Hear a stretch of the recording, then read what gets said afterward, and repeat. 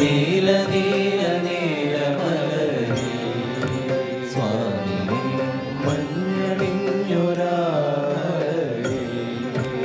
അയ്യപ്പോ പൊന്നടിഞ്ഞ കോഴിനുള്ളിൽ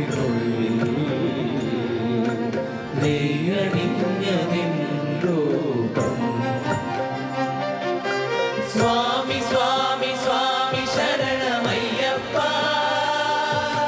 ഹരിഹര സുതനഖില വരദനയ്യപ്പ സ്വാമി സ്വാമി സ്വാമി ശരണമയ്യപ്പ ഹരിഹര സുതനഖില വരദനയ്യപ്പ. നമസ്കാരം, എല്ലാ പ്രിയപ്പെട്ട പ്രേക്ഷകർക്കും രാവിലെയിലേക്ക് സ്വാഗതം. ഇനി മണ്ഡല മകരവിളക്കുമായി ബന്ധപ്പെട്ട വ്രതശുദ്ധിയുടെ കാലഘട്ടം ആണ് വരുന്നത്.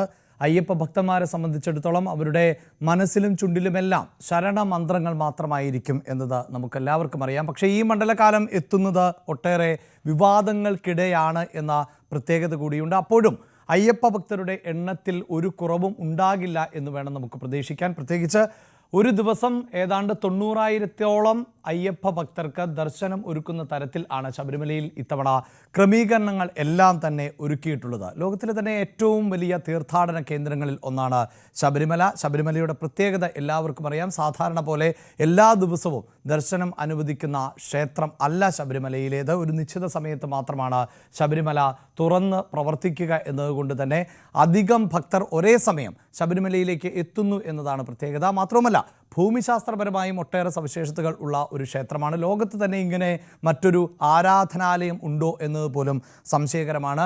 കേരളത്തിൻ്റെ പശ്ചിമഘട്ട മലനിരകളിൽ ആണ് ഈ ക്ഷേത്രം സ്ഥിതി ചെയ്യുന്നത്. 18 മലയിടുക്കുകൾക്ക് ഇടയിൽ സ്ഥിതി ചെയ്യുന്ന ക്ഷേത്രം കൂടിയാണ് എന്ന പ്രത്യേകതയുണ്ട്. സമുദ്രനിരപ്പിൽ നിന്ന് 934 അടി ഉയരത്തിൽ ആണ് ഈ ക്ഷേത്രം സ്ഥിതി ചെയ്യുകയും ചെയ്യുന്നത്. അങ്ങനെ ഭക്തരെ സംബന്ധിച്ചിടത്തോളം ശബരിമല എന്നത് മറ്റ് തീർത്ഥാടന കേന്ദ്രങ്ങളിൽ നിന്നൊക്കെ വ്യത്യസ്തമായ ഭക്തിയുടെ വൈകാരികമായ ഒരു തലം കൂടി സൃഷ്ടിക്കുന്നുണ്ട്.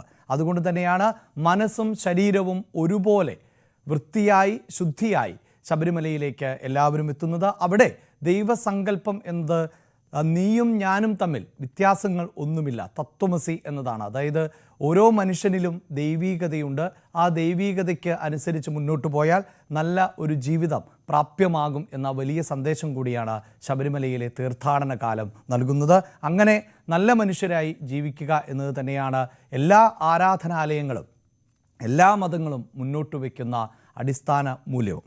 പ്രിയപ്പെട്ട പ്രേക്ഷകരെ, രാവിലെ ആരംഭിക്കുകയാണ്. ആദ്യം നോക്കാം പ്രധാന തലക്കെട്ടുകൾ. ശബരിമല സ്വർണ്ണക്കൊള്ളയിൽ ഇന്ന് നിർണായക പരിശോധന. പാളികളിൽ പ്രത്യേക അന്വേഷണ സംഘം ശാസ്ത്രീയ പരിശോധന നടത്തും. പോലീസ് രേഖകൾ ആവശ്യപ്പെട്ടുള്ള ED ഹർജി ഹൈക്കോടതിയിൽ.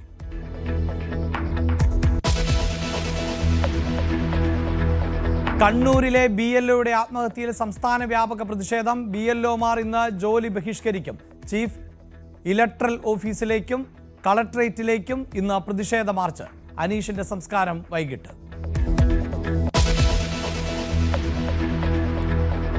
BJP നേതൃത്വത്തിനെതിരെ K Muraleedharan. ബീഹാറിലെ വിജയം കണ്ട് കേരളത്തിൽ പടക്കം പൊട്ടിക്കാൻ നോക്കേണ്ട. രാജീവ് ചന്ദ്രശേഖർ ബിസിനസ്സുകാരനെന്നും വിമർശനം.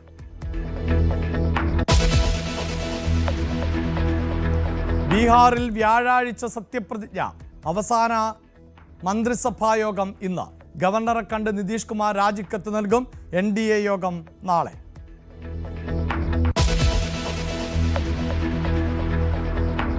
അർമേനിയയെ തകർത്ത് പോർച്ചുഗലിന് ലോകകപ്പ് യോഗ്യത. ജയം 1-നെതിരെ 9 ഗോളിന്.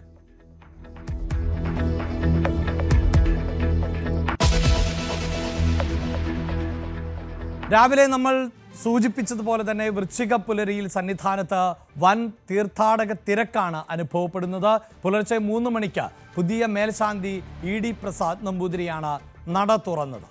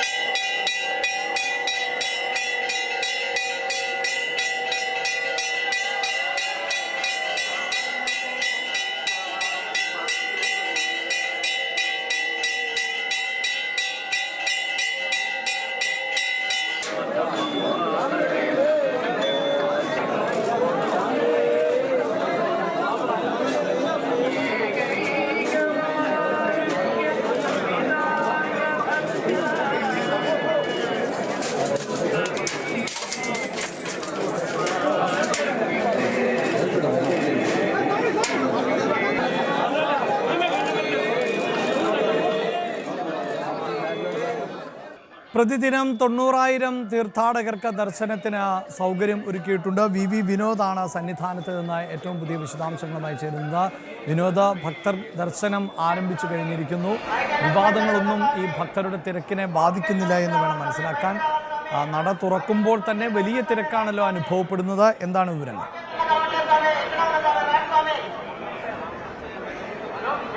അഭിലാഷ്, വൃശ്ചിക പുലരയിൽ വലിയ ഭക്തജന തിരക്കാണ് ശബരിമലയിൽ അനുഭവപ്പെടുന്നത്. നമ്മളിപ്പോൾ സോപാനത്തിന് സമീപമാണുള്ളത്. ഇപ്പോൾ കാണുന്നത് സോപാനത്ത് തന്നെയുള്ള ക്യൂ കോംപ്ലക്സിന്റെ ദൃശ്യങ്ങളാണ്. പുലർച്ചെ 3 മണിക്ക് നട തുറന്നത് മുതൽ ഭക്തരുടെ വലിയ ഒഴുക്കാണ്. കഴിഞ്ഞ ദിവസങ്ങളിൽ നമ്മൾ സൂചിപ്പിച്ചതുപോലെ തന്നെ ഇന്നലെ നട തുറക്കുന്നതിനും 2 ദിവസം മുൻപ് തന്നെ പമ്പയിലേക്ക് ഭക്തർ എത്തുന്ന ഒരു കാഴ്ചയായിരുന്നു. അവിടെ വിരിവിച്ച് കിടക്കുന്ന ഒരു കാഴ്ചയായിരുന്നു. വാഹനങ്ങളിൽ തങ്ങി ദർശനത്തിന് വേണ്ടി ദിവസങ്ങൾ കാത്തിരിക്കുന്ന ഒരു കാഴ്ചയായിരുന്നു. ആ നിലയ്ക്ക് തന്നെയാണ് ഇന്നിപ്പോൾ നമ്മൾ ക്യൂ കോംപ്ലക്സിൽ നിന്നുള്ള ദൃശ്യങ്ങളും കാണുന്നത്. ചെറിയ കുഞ്ഞുങ്ങളടക്കം മുതിർന്ന അയ്യപ്പന്മാരടക്കം മാളികപ്പുറങ്ങളടക്കം ഇവിടേക്ക് എത്തുന്ന ഒരു കാഴ്ച തന്നെയാണ്. വിവാദങ്ങളൊക്കെ തന്നെ മാറ്റിവെച്ച്, അല്ലെങ്കിൽ അത് തങ്ങളെ ബാധിക്കുന്ന ഒരു വിഷയമല്ല, അന്വേഷണത്തിന്റെ വഴിക്ക് പോട്ടെ എന്ന ഒരു ചിന്തയിൽ തന്നെയാണ് അയ്യപ്പനോടുള്ള ഭക്തി. അത് ഓരോ തവണ ഇത്തരം കാര്യങ്ങൾ ഉണ്ടാകുമ്പോഴും അതെല്ലാം തന്നെ ഭക്തിയെ ബാധിക്കാത്ത തരത്തിൽ തന്നെയാണ് വിശ്വാസികൾ ഇവിടേക്ക് ഒഴുകിയെത്തുന്നത്. അങ്ങനെ ഒരു കാഴ്ച തന്നെയാണ് നമുക്കിന്നും കാണാൻ കഴിയുന്നത്. രാവിലെ 3 മണിക്ക് ശബരിമല മേൽശാന്തി നട തുറന്നതോടുകൂടി തന്നെ അയ്യപ്പന്മാരുടെ വലിയ ഒഴുക്കായിരുന്നു. ഇ ഡി പ്രസാദാണ് ഇത്തവണത്തെ ശബരിമല മേൽശാന്തി. അദ്ദേഹം കഴിഞ്ഞ ദിവസമാണ് ചുമതലയേറ്റത്. അതോടൊപ്പം തന്നെ MG മനു, അദ്ദേഹമാണ് മാളികപ്പുറത്തെ മേൽശാന്തി. അദ്ദേഹവും കഴിഞ്ഞ ദിവസം ഈ ചുമതല ഏറ്റെടുത്തിരുന്നു. ഇന്നത്തെ ഒരു സുപ്രധാനമായ കാര്യം അഭിലാഷ്, ഈ SITയുടെ അന്വേഷണവുമായി ബന്ധപ്പെട്ട കാര്യമാണ്. കഴിഞ്ഞ ദിവസം തന്നെ SP ശശിധരന്റെ നേതൃത്വത്തിലുള്ള അന്വേഷണ സംഘം സന്നിധാനത്ത് എത്തിയിരുന്നു. അവർ ഇപ്പോഴും സന്നിധാനത്ത് തുടരുകയാണ്.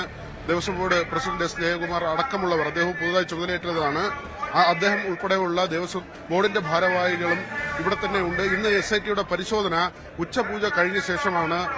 സ്വർണ്ണപ്പാളികളിൽ നിന്ന് സാമ്പിളുകൾ ശേഖരിക്കുമെന്ന വിവരമാണ് ഇതുവരെ നമുക്ക് മനസ്സിലാക്കാൻ കഴിഞ്ഞിട്ടുള്ളത്. ഈ അന്വേഷണവുമായി ബന്ധപ്പെട്ട് വളരെ പെട്ടെന്നാണ് അന്വേഷണ സംഘത്തിന്റെ നടപടികൾ മുന്നോട്ട് പോകുന്നത്. കാരണം ED ഇതുവരെയുള്ള കേസിന്റെ രേഖകൾ ആവശ്യപ്പെട്ട് ഹൈക്കോടതിയെ സമീപിച്ചിട്ടുണ്ട്. പ്രത്യേകിച്ച് തിരഞ്ഞെടുപ്പ് കാലമാണ്. അതുകൊണ്ട് തന്നെ ഈ ഒരു സമയത്ത് EDയുടെ കൈകളിലേക്ക് അന്വേഷണം എത്തിയാൽ പോലും ഈ കേസിലെ പ്രധാനപ്പെട്ട പ്രതികളെല്ലാം തന്നെ അറസ്റ്റ് ചെയ്യാൻ SITക്ക് കഴിഞ്ഞു. മാത്രമല്ല കോടതിയെ ബോധിപ്പിക്കാനും അത് കഴിയും. അങ്ങനെ ഉണ്ടായില്ലെങ്കിൽ ഒരുപക്ഷെ ഈ കേസ് EDക്ക് കൈമാറുകയോ EDയുടെ ഇടപെടൽ ഉണ്ടാവുകയോ ചെയ്ത് പ്രതികളെ ED പിടികൂടുന്ന സാഹചര്യം, ED അറസ്റ്റ് ചെയ്യുന്ന സാഹചര്യം ഉണ്ടായാൽ തിരഞ്ഞെടുപ്പ് സമയമായതുകൊണ്ട് തന്നെ അത് ഇടതുമുന്നണിക്ക് ഉണ്ടാക്കുന്ന തിരിച്ചടി ചെറുതായിരിക്കില്ല. അങ്ങനെ വിലയിരുത്തുന്ന ഇടത് കേന്ദ്രങ്ങളുമുണ്ട്. അതുകൊണ്ട് തന്നെ ഇതുവരെയുള്ള SITയുടെ നടപടികൾ അത് വളരെ വേഗത്തിൽ, ഈ സമയത്തിന്റെ ഒരു പ്രത്യേകത കൂടിയുണ്ട്. ഇനിയും ചില അറസ്റ്റുകളിലേക്ക് പോകും. പത്മകുമാർ ഉൾപ്പെടെയുള്ളവർ ചോദ്യം ചെയ്യലിന് വിധേയരാകേണ്ടതുണ്ട്. ആ സമയത്തെ ദേവസ്വം ബോർഡ് പ്രസിഡന്റായിരുന്നു. 2019 പത്മകുമാറായിരുന്നു Devaswom board president. N Vasu അടക്കം, മുരാരി ബാബു അടക്കം, ഉണ്ണികൃഷ്ണൻ പോറ്റി അടക്കമുള്ള 5 അറസ്റ്റുകളിലേക്ക് കാര്യങ്ങൾ ഇതിനകം നീണ്ടിരുന്നു. ആ നിലയിൽ SITയുടെ നടപടികൾ വളരെ വേഗത്തിലാണ്. ഈ ഉച്ചപൂജയ്ക്ക് നടയടയ്ക്കുന്നത് 12:30 മണിയോടുകൂടി പൂജ കഴിഞ്ഞ് 1 മണിക്ക് നടയടച്ചാൽ പിന്നീട് ഉച്ചയ്ക്ക് 3 മണിക്കാണ് നട തുറക്കുന്നത്. ഈ സമയത്തിനുള്ളിലായിരിക്കും SITയുടെ ഇവിടുത്തെ ഇന്നത്തെ പരിശോധന. അഭിലാഷ്, യെസ്, അതായത് തീർത്ഥാടകരുടെ വലിയ തിരക്ക് ഇപ്പോൾ അനുഭവപ്പെട്ടുകൊണ്ടിരിക്കുന്നു. നമുക്ക് ദൃശ്യങ്ങളിൽ കാണാം. സന്നിധാനം ഭക്തിസാന്ദ്രമാണ്. ഇന്നലെ നേരത്തെ തന്നെ ഭക്തർ നിലയുറപ്പിച്ചിരുന്നു ഈ നട തുറക്കുമ്പോൾ ദർശനം നടത്തുന്നതിന്. വിനോദ് സൂചിപ്പിച്ചതുപോലെ അതിൽ മുതിർന്ന അയ്യപ്പന്മാർ, അതായത് വർഷങ്ങളായി ശബരിമലയിൽ സ്ഥിരമായി ദർശനം നടത്തുന്നവർ ഉണ്ട്, കന്നി അയ്യപ്പന്മാർ ഉണ്ട്, മാളികപ്പുറം ഉണ്ട്. അങ്ങനെ ഭക്തരുടെ തിരക്ക് ഈ വിവാദങ്ങൾക്കിടയിലും തുടരുന്ന സാഹചര്യമാണുള്ളത്. 90,000 പേർക്കാണ് ദർശനത്തിനുള്ള സൗകര്യങ്ങൾ ഒരുക്കുന്നത്. പലപ്പോഴും അതിന് മുകളിലേക്ക് എത്തുന്ന ഒരു സാഹചര്യം കൂടി ഉണ്ടാകാറുണ്ട്. അങ്ങനെ ലക്ഷക്കണക്കിന് തീർത്ഥാടകർ എത്തുന്ന ഒരു സീസണ് ഇപ്പോൾ തുടക്കമായിരിക്കുന്നു. നമുക്ക് ദൃശ്യങ്ങളിൽ നിന്ന് മനസ്സിലാക്കാൻ സാധിക്കും ഈ തീർത്ഥാടകരിൽ ഏറെയും ഇതര സംസ്ഥാനങ്ങളിൽ നിന്ന് എത്തുന്നവരാണ്. മലയാളികളെക്കാൾ കൂടുതലായി മറ്റ് സംസ്ഥാനങ്ങളിൽ നിന്ന് ഭക്തർ എത്തിക്കൊണ്ടേയിരിക്കുന്നു. ഇപ്പോഴും ഭക്തരുടെ നിലയ്ക്കാത്ത പ്രവാഹം നമുക്ക് കാണാൻ സാധിക്കുന്നുണ്ട്. അതിനിടെയാണ് ഈ സ്വർണ്ണപ്പാളി മോഷണവുമായി ബന്ധപ്പെട്ട വിവാദങ്ങൾ ചർച്ചയായത്. അത് ഭക്തരെ സംബന്ധിച്ചിടത്തോളം അതൊന്നും അവർക്ക് ബാധകമല്ല. അവർ ഭക്തിയുടെ നിറവിൽ ആണ് ശബരിമലയിലേക്ക് വരുന്നത്.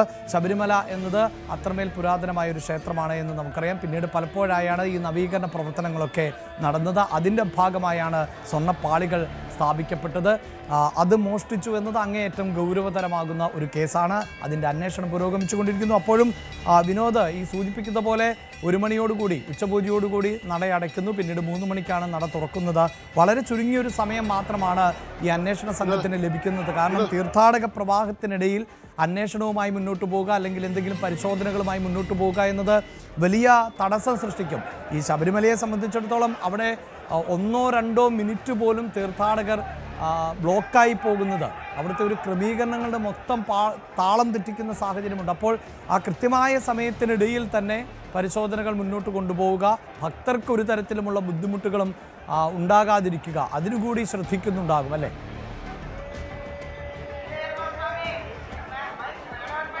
അങ്ങനെ തന്നെയാണ് അഭിലാഷ്. കാരണം 90,000 പേർക്കാണ് ഒരു ദിവസം ആ ദർശനത്തിന് സൗകര്യം ഒരുക്കിയിട്ടുള്ളത്. ഇതിൽ വിർച്വൽ ക്യൂ വഴി 70,000 പേരുടെ രജിസ്ട്രേഷൻ പൂർത്തിയാക്കും. അതോടൊപ്പം തന്നെയാണ് സ്പോട്ട് ബുക്കിംഗ് ഉള്ളത്. അങ്ങനെ ഏതാണ്ട് 20,000-ഓളം പേർക്ക് സ്പോട്ട് ബുക്കിംഗിലൂടെ സന്നിധാനത്തേക്ക് എത്താൻ കഴിയും. ഒരു ദിവസം 90,000 പേർ എന്നതാണ് കണക്ക്. ആ നിലയ്ക്ക് പരമാവധി ആളുകളെ കടത്തിവിടുക. ഇപ്പോൾ ആളുകൾ ഇവിടേക്ക് എത്തിക്കഴിഞ്ഞാൽ അവരെ നിരാശരാക്കി മടക്കി അയക്കാതിരിക്കുക. കാരണം കുട്ടികളടക്കം, ചെറിയ കുഞ്ഞുങ്ങളടക്കമായിരിക്കും പലപ്പോഴും അയ്യപ്പ ഭക്തർ എത്തുന്നത്. മാത്രമല്ല സംഘമായി എത്തുന്നതിൽ പ്രായം ചെന്ന ആളുകൾ ഉൾപ്പെടെ ഉണ്ടാകും. അതുകൊണ്ട് തന്നെ മാക്സിമം ആളുകളെ, പരമാവധി ഭക്തരെ ദർശനത്തിന് അവർക്ക് അവസരമൊരുക്കുക എന്നത് തന്നെയാണ് പോലീസിന്റെ മുമ്പിലുള്ള ഏറ്റവും പ്രധാനപ്പെട്ട കാര്യം. മറ്റൊന്ന് ഇവർക്കുള്ള അടിസ്ഥാന സൗകര്യങ്ങളാണ്. മാസങ്ങളായി ഇവിടുത്തെ കാര്യങ്ങളെല്ലാം നടക്കുന്നുണ്ട്. പമ്പയിലേക്കുള്ള റോഡ്, പത്തനംതിട്ടയിൽ നിന്ന് പമ്പ വരെയുള്ള റോഡൊക്കെ നേരത്തെ തന്നെ ടാർ ചെയ്ത് വൃത്തിയാക്കിയിരുന്നു. ഈ ടോയ്ലറ്റുകളുടെ സ്ഥാപനം അതെല്ലാം തന്നെ നേരത്തെ സ്ഥാപിച്ചു. ശബരിമലയും പരിസര പ്രദേശവും ഒക്കെ തന്നെ വൃത്തിയാക്കുക, അങ്ങനെയുള്ള കാര്യങ്ങൾ പ്രത്യേകിച്ച് ദേവസ്വം ബോർഡിന്റെയും സർക്കാരിന്റെയും ദേവസ്വം വകുപ്പിന്റെയും ഒക്കെ തന്നെ കൃത്യമായുള്ള ഇടപെടൽ. അതിൽ ഒരു സംയുക്തമായ പ്രവൃത്തിയാണ്. മരാമത്ത് വകുപ്പുണ്ട്, ആരോഗ്യ വകുപ്പുണ്ട്, KSEB ഉണ്ട്, പോലീസുണ്ട്. അങ്ങനെ പല വിഭാഗങ്ങൾ ചേർന്നുള്ള ഒരു സംയുക്തമായ പ്രവർത്തനമാണ് പലപ്പോഴും നടക്കുന്നത്. അതെല്ലാം തന്നെ അതിന്റെ ഏകീകരണവും പ്രവർത്തനവും എല്ലാം തന്നെ നടന്നു. അവിടെയാണ് ഈ അയ്യപ്പ സംഗമത്തിന് പിന്നാലെ ഇടുത്തി പോലെ സർക്കാരിന് മുകളിലേക്ക് ഈ സ്വർണ്ണക്കൊള്ള എന്ന ഒരു വലിയ വിവാദം വന്ന് വീണത്. അത് സർക്കാരിനെ സംബന്ധിച്ച് എന്തിനു വേണ്ടിയായിരുന്നു അയ്യപ്പ സംഗമം നടത്തിയത്, അല്ലെങ്കിൽ നേരത്തെ ഉണ്ടായിരുന്ന ചില വിവാദങ്ങൾ, അതെല്ലാം തന്നെ ആളുകളുടെ മനസ്സിൽ നിന്ന് മാഞ്ഞു പോകുന്നതിന് വേണ്ടി, സർക്കാരിന്റെ ഒരു ആത്മാർത്ഥത തെളിയിക്കുന്നതിന് വേണ്ടി അയ്യപ്പ സംഗമവുമായി മുന്നോട്ട് പോകുമ്പോൾ അതേ സമയത്ത് തന്നെയാണ് ഉണ്ണികൃഷ്ണൻ പോറ്റിയുടെ വെളിപ്പെടുത്തൽ ഉണ്ടാകുന്നത്. അത് സർക്കാരിന് ഏൽപ്പിച്ച ആഘാതം ചെറുതല്ല. അറസ്റ്റിലായത് ചെറിയ ആളുകളല്ല. ഒരുപക്ഷെ ഇനിയും അറസ്റ്റുകൾ ഉണ്ടാകും. ആ തരത്തിൽ വലിയ വിവാദങ്ങളിലേക്ക് കാര്യങ്ങൾ എത്തി നിൽക്കുമ്പോഴാണ് ഇങ്ങനെ ഒരു തീർത്ഥാടന കാലം, മണ്ഡല മകരവിളക്ക് കാലത്തിൽ ഇപ്പോൾ നട തുറക്കുമ്പോൾ ഭക്തരെ സംബന്ധിച്ച് അവർക്ക് അയ്യപ്പ വിശ്വാസം തന്നെയാണ് പരമമുഖ്യം. അന്വേഷണം അതിന്റെ വഴിക്ക് പോകുന്നു. ED, ഒരു കേന്ദ്ര ഏജൻസി കൂടി ഈ കേസിലേക്ക് വരുന്ന ഒരു സാഹചര്യമുണ്ട്. അപ്പോഴും നമ്മൾ ആത്യന്തികമായി പറയുമ്പോൾ അയ്യപ്പ ഭക്തരെ സംബന്ധിച്ച്, വിശ്വാസികളെ സംബന്ധിച്ച് ഇവിടെ എത്തി ദർശനം നടത്തുക എന്നത് തന്നെയാണ് പരമപ്രധാനമായ കാര്യം. അതിനുവേണ്ടി തന്നെയാണ് അവർ നട തുറക്കുന്നതിനും ദിവസങ്ങൾക്ക് മുൻപ് പമ്പയിൽ വന്ന് വിരിവെച്ച് കാത്ത് അയ്യപ്പനെ കാണുന്നതിന് വേണ്ടി, അയ്യപ്പനെ ദർശിക്കുന്നതിന് വേണ്ടി ഇങ്ങനെ ദിവസങ്ങളോളം ശബരിമലയിലും പരിസരത്തുമായി തമ്പടിക്കുന്നത്. യെസ്, അതാണ് ഭക്തരെ സംബന്ധിച്ചിടത്തോളം അവർക്ക് ഈ വിവാദങ്ങളൊന്നും ബാധകമല്ല എന്ന് വീണ്ടും വ്യക്തമാവുകയാണ്. അത്രമേൽ വലിയ തിരക്കാണ് ശബരിമലയിൽ ഇപ്പോൾ അനുഭവപ്പെടുന്നത്. മണ്ഡല മകരവിളക്ക് സീസൺ ആരംഭിക്കുന്നു. മണ്ഡലകാലത്തിന് തുടക്കമാകുമ്പോൾ ആദ്യ ദിനം തന്നെ വലിയ തിരക്ക് അനുഭവപ്പെടുന്നു. വരും ദിവസങ്ങളിലും ശബരിമലയിലേക്ക് ഇത്തരത്തിൽ ഭക്തരുടെ നിലയ്ക്കാത്ത പ്രവാഹം ഉണ്ടാകും എന്ന് തന്നെയാണ് നമുക്ക് പ്രതീക്ഷിക്കേണ്ടത്. ഇന്ന് സാധാരണ അവധി ദിനങ്ങളിൽ ആണ് ഏറ്റവും വലിയ തിരക്ക് അനുഭവപ്പെടുന്നത് എങ്കിൽ ശബരിമലയിൽ അങ്ങനെ അവധി ദിനം എന്നൊന്നുമില്ല. എല്ലാ ദിവസവും തന്നെ നട തുറന്നു കഴിഞ്ഞാൽ പിന്നീട് തിരക്കാണ് അനുഭവപ്പെടുന്നത്. അത് ഇത്തവണയും അങ്ങനെ തന്നെ എന്ന് വേണം നമുക്ക് മനസ്സിലാക്കാം. വാർത്തയുടെ വിശദാംശങ്ങൾ ആണ് VV വിനോദ് സന്നിധാനത്ത് നിന്നും നൽകിയത്. അതേസമയം ശബരിമലയിൽ ഇന്ന് ഈ സ്വർണ്ണപ്പാളിയുടെ പരിശോധന നടക്കുന്നുണ്ട്. അത് വിനോദ് സൂചിപ്പിച്ചു കഴിഞ്ഞിട്ടുണ്ട്. ശ്രീകോവിലിൽ പലയിടങ്ങളിലായി സ്ഥാപിച്ചിട്ടുള്ള പാളികൾ ആണ് പരിശോധനയ്ക്ക് വിധേയമാക്കുക. 2ാം തവണയാണ് പ്രത്യേക അന്വേഷണ സംഘം സന്നിധാനത്ത് ഇത് സംബന്ധിച്ച് പരിശോധന നടത്തുന്നത്. ക്രൈംബ്രാഞ്ച് SP ശശിധരന്റെ നേതൃത്വത്തിലുള്ള സംഘാംഗങ്ങൾ കഴിഞ്ഞ ദിവസം തന്നെ സന്നിധാനത്ത് എത്തുകയും ചെയ്തിരുന്നു. ശബരിമല സ്വർണ്ണപ്പാളി മോഷണക്കേസിൽ മുൻ Devaswom board president A. Padmakumar crime branch ഓഫീസിൽ വൈകാതെ ചോദ്യം ചെയ്യലിന് ഹാജരായേക്കും. അന്വേഷണത്തോട് സഹകരിച്ചില്ല എങ്കിൽ കസ്റ്റഡിയിലെടുത്ത് ചോദ്യം ചെയ്യാനാണ് SITയുടെ നീക്കം. അതേസമയം റിമാൻഡിൽ തുടരുന്ന മുൻ ദേവസ്വം കമ്മീഷണർ N. വാസുവിനു വേണ്ടി പ്രത്യേക അന്വേഷണ സംഘം ഉടൻ കസ്റ്റഡി അപേക്ഷ നൽകും.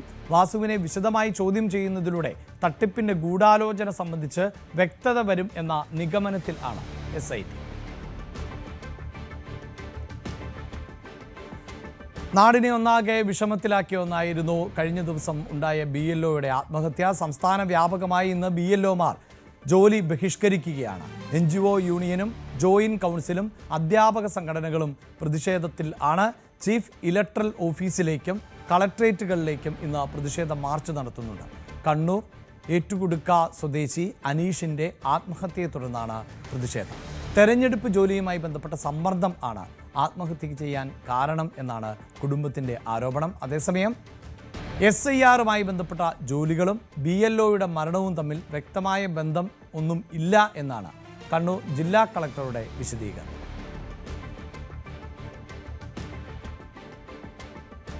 കേരള കലാമണ്ഡലത്തിലെ ലൈംഗിക അതിക്രമത്തിൽ കലാമണ്ഡലം അധ്യാപകന് എതിരെ 3 കേസുകൾ കൂടി എടുത്തിരിക്കുകയാണ് പോലീസ്.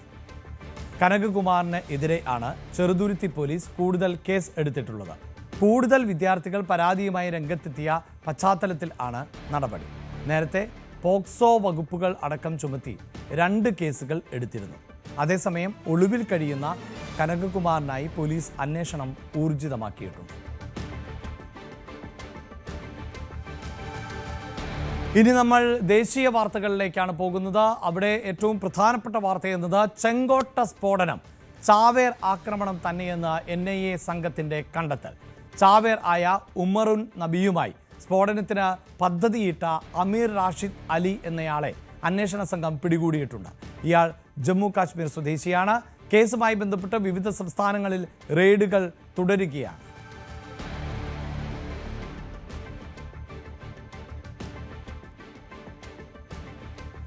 ചെങ്കോട്ടയിലേത് അബദ്ധത്തിൽ പറ്റിയ സ്ഫോടനം ആയിരുന്നോ അതെയോ ചാവേർ ആക്രമണമായിരുന്നോ എന്നത് സംബന്ധിച്ച സംശയങ്ങൾ ആണ് ഇപ്പോൾ ദൂരീകരിക്കപ്പെടുന്നത്. ചെങ്കോട്ട സ്ഫോടനം ചാവേർ ആക്രമണം തന്നെ എന്നാണ് നാഷണൽ ഇൻവെസ്റ്റിഗേഷൻ ഏജൻസിയുടെ കണ്ടെത്തൽ. അതേസമയം ചാവേർ ആയ ഉമർ ഉൻ നബിയുമായി സ്ഫോടനത്തിന് പദ്ധതിയിട്ട അമീർ റാഷിദ് അലി എന്നയാളെ സംഘം പിടികൂടുകയും ചെയ്തിട്ടുണ്ട്. നിർണായകമായ അറസ്റ്റുകൾ ആണ് ഇപ്പോൾ നടന്നുകൊണ്ടിരിക്കുന്നത്. രാജ്യത്ത് തന്നെ ഈ വൈറ്റ് കോളർ ടെററിസം വർദ്ധിച്ചു വരുന്ന ഒരു പശ്ചാത്തലത്തിൽ കൂടിയാണ് ഇത്തരം അറസ്റ്റുകൾ ഏറെ നിർണായകമാകുന്നത്. സമൂഹത്തിൽ ഉന്നത പദവികൾ വഹിക്കുന്ന ഉയർന്ന വിദ്യാഭ്യാസ യോഗ്യതയുള്ള ആളുകൾ ഉൾപ്പെടെ ഭീകരാക്രമണത്തിൻ്റെ ഭാഗമാകുന്നു എന്ന ഞെട്ടിക്കുന്ന വിവരങ്ങൾ ആയിരുന്നു ഇപ്പോൾ പുറത്തു വരുന്നത്. അതേസമയം വലിയ പദ്ധതികൾ ആയിരുന്നു രാജ്യത്തിൻ്റെ വിവിധ ഭാഗങ്ങളിലടക്കം വൻ സ്ഫോടന പദ്ധതികൾക്കായിരുന്നു തീവ്രവാദ സംഘം ആസൂത്രണം ചെയ്തിരുന്നത് എന്നതുൾപ്പെടെയുള്ള വിവരങ്ങൾ ആണ് പുറത്തു വന്നുകൊണ്ടിരിക്കുന്നത്. ഇനി നമ്മൾ ബീഹാറുമായി ബന്ധപ്പെട്ട വാർത്തയിലേക്കാണ്. ബീഹാറിൽ തെരഞ്ഞെടുപ്പ് ഫലമൊക്കെ പുറത്തു വന്നത് നമുക്കറിയാം. ബീഹാറിൽ ഇനി സർക്കാർ രൂപീകരണം എപ്പോൾ എന്നതാണ് അറിയേണ്ടത്. എന്നാണ് മുഖ്യമന്ത്രിയായി നിതീഷ് കുമാർ സത്യപ്രതിജ്ഞ ചെയ്യുക എന്നതുൾപ്പെടെയുള്ള കാര്യങ്ങൾ അറിയേണ്ടതുണ്ട്. ബീഹാറിൽ നിതീഷ് സർക്കാരിൻ്റെ സത്യപ്രതിജ്ഞ വ്യാഴാഴ്ച നടക്കും എന്നുള്ളതാണ്. JDUവും BJPയും മന്ത്രിസ്ഥാനം തുല്യമായി പങ്കിടാൻ ആണ് ഇപ്പോൾ ആലോചിക്കുന്നത്. സ്ഥാനമൊഴിയുന്ന സർക്കാരിൻ്റെ അവസാന മന്ത്രിസഭാ യോഗം ഇന്ന് ചേരുന്നുണ്ട്. ER രാഗേഷാണ് വാർത്തയുടെ വിശദാംശങ്ങളുമായി ചേരുന്നത്. രാഗേഷ്, JDUവിൻ്റെയും BJPയുടെയും ഒക്കെ യോഗങ്ങൾ നടക്കാൻ പോകുന്നു. നിയമസഭാ കക്ഷി നേതാക്കളെ തെരഞ്ഞെടുക്കാൻ പോകുന്നു. അതോടൊപ്പം പുതിയ മന്ത്രിസഭാ നീക്കങ്ങൾ എങ്ങനെയാണ്, ഉപമുഖ്യമന്ത്രിമാരായി ആരൊക്കെ എത്തുമെന്നതിലൊക്കെ എന്തെങ്കിലും സൂചനകളുണ്ടോ രാഗേഷ്? അഭിലാഷ്, ചർച്ചകൾ ഏതായാലും സജീവമാണ്. ഇപ്പോൾ ഏതായാലും ഈ ആഴ്ച തന്നെ സത്യപ്രതിജ്ഞ നടത്താം എന്ന തീരുമാനത്തിലേക്ക് NDA നേതൃത്വം എത്തിയിരിക്കുകയാണ്. വ്യാഴാഴ്ച ഗാന്ധി മൈതാനത്താകും സത്യപ്രതിജ്ഞ എന്ന് ഇപ്പോൾ JDU BJP നേതാക്കൾ വ്യക്തമാക്കുന്നുണ്ട്. പ്രാഥമിക ചർച്ചകളൊക്കെ തന്നെ കഴിഞ്ഞിട്ടുണ്ട്. കാരണം തുല്യമായി തന്നെ സീറ്റുകൾ 2 പാർട്ടികളും 101 സീറ്റുകളിലാണ് മത്സരിച്ചിരുന്നത്. അതുപോലെ തന്നെ മന്ത്രിസ്ഥാനവും തുല്യമായി പങ്കിടാം എന്നൊരു നിഗമനത്തിലേക്ക് അല്ലെങ്കിൽ അത്തരമൊരു നീക്കത്തിലേക്കാണ് ഇപ്പോൾ ചർച്ചകൾ എത്തിയിട്ടുള്ളത്. അങ്ങനെയെങ്കിൽ 15 മന്ത്രിസ്ഥാനം BJPക്ക് ലഭിക്കും. മുഖ്യമന്ത്രി അടക്കം 15 സ്ഥാനങ്ങൾ JDUവിനും ഉണ്ടാകും. കൂടാതെ LJP ഈ വിജയത്തിൽ ഒരു നിർണായക കക്ഷിയായിരുന്നു. 29 സീറ്റിൽ മത്സരിച്ച് 19 സീറ്റിൽ അവർ വിജയിച്ചു. അവർക്ക് 2 or 3 ക്യാബിനറ്റ് പദവി നൽകുവാനുള്ള തീരുമാനത്തിലേക്ക് ഇപ്പോൾ നേതൃത്വം എത്തിയിട്ടുണ്ട്. ഇത് കൂടാതെ HAMനും RLMനും ഓരോ മന്ത്രിസ്ഥാനം നൽകും. ഈ ധാരണയിലേക്കാണ് ഇപ്പോൾ എത്തിയിട്ടുള്ളത്. ഏതായാലും വീണ്ടും ചർച്ചകൾ നടക്കും. പ്രത്യേകിച്ച് അമിത്ഷാ അടക്കമുള്ള നേതാക്കളുമായി JDUവിൻ്റെ ദേശീയ നേതാക്കൾ സഞ്ജയ് യാദവ് അടക്കമുള്ളവർ ചർച്ച നടത്തുന്നുണ്ട്. ആ ചർച്ചകൾക്ക് ശേഷമായിരിക്കും ഒരു അന്തിമ തീരുമാനം. ഇന്ന് ഏതായാലും 11:30 മന്ത്രിസഭാ യോഗം ചേരുന്നുണ്ട്. നിലവിലെ സർക്കാരിൻ്റെ അവസാന മന്ത്രിസഭാ യോഗം. അതിനുശേഷം നിതീഷ് കുമാർ ഗവർണറുമായി കൂടിക്കാഴ്ച നടത്തും.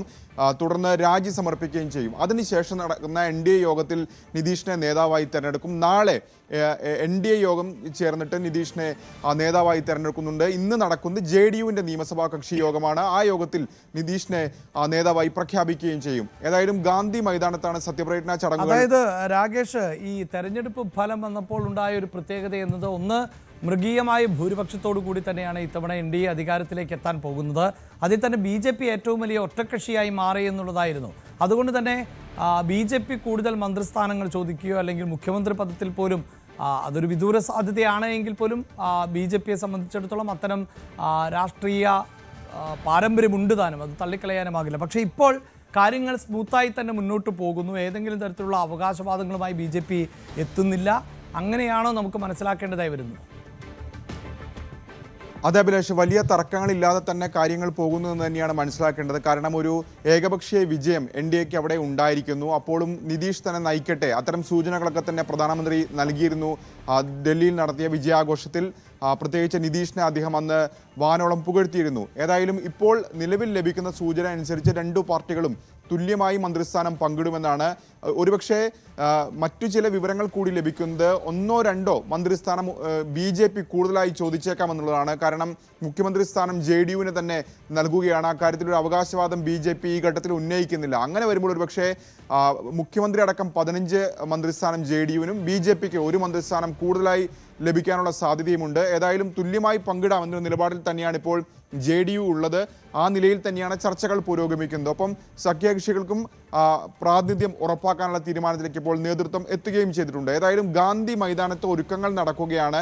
ഈ 3 ദിവസത്തേക്ക് ഗാന്ധി മൈതാനത്തേക്ക് മറ്റുള്ളവർക്ക് പൊതുജനങ്ങൾക്ക് പ്രവേശനമില്ല എന്ന് അറിയിച്ചിട്ടുണ്ട്. അവിടെ ഒരു വിപുലമായ പരിപാടി തന്നെ, സത്യപ്രതിജ്ഞാ ചടങ്ങ് തന്നെ സംഘടിപ്പിക്കാനുള്ള തീരുമാനത്തിലാണ് ഇപ്പോൾ സർക്കാർ ഉള്ളത്. പ്രധാനമന്ത്രി നരേന്ദ്രമോദി ഒക്കെ തന്നെ ചടങ്ങിൽ പങ്കെടുക്കുകയും ചെയ്യും. കാരണം മോദി അദ്ദേഹത്തിൻ്റെ അവസാന റാലിയിലടക്കം സൂചിപ്പിച്ചത് ഇനി ബീഹാറിലേക്ക് വരുന്നത് NDA സർക്കാരിൻ്റെ സത്യപ്രതിജ്ഞയ്ക്കായിരിക്കും എന്ന് മോദി സൂചിപ്പിച്ചിരുന്നതാണ്. അപ്പോൾ സ്വാഭാവികമായും അത്തരത്തിൽ വിപുലമായൊരു പരിപാടി സംഘടിപ്പിക്കാനുള്ള നീക്കം തന്നെയാണ് ഇപ്പോൾ NDA ക്യാമ്പ് ആലോചിക്കുന്നത്.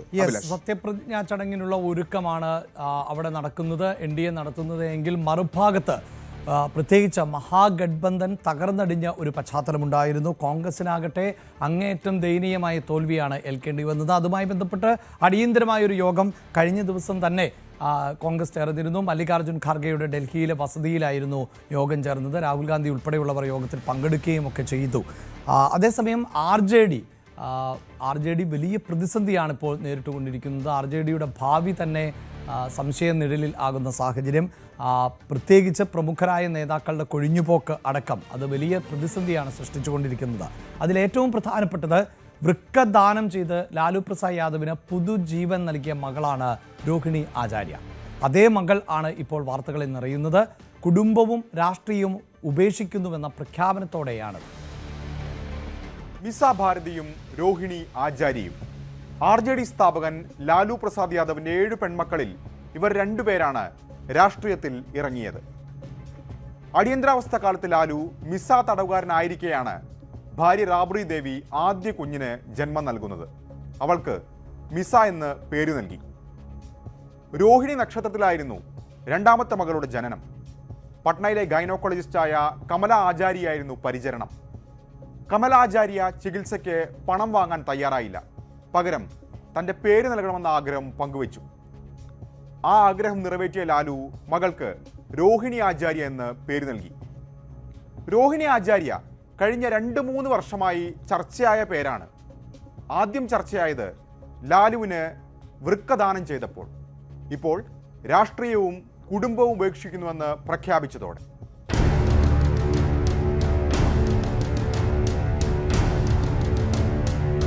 ആരോഗ്യ പ്രശ്നങ്ങളെ തുടർന്ന് ഏറെ നാൾ വിശ്രമത്തിലായിരുന്നു ലാലു പ്രസാദ് യാദവ്.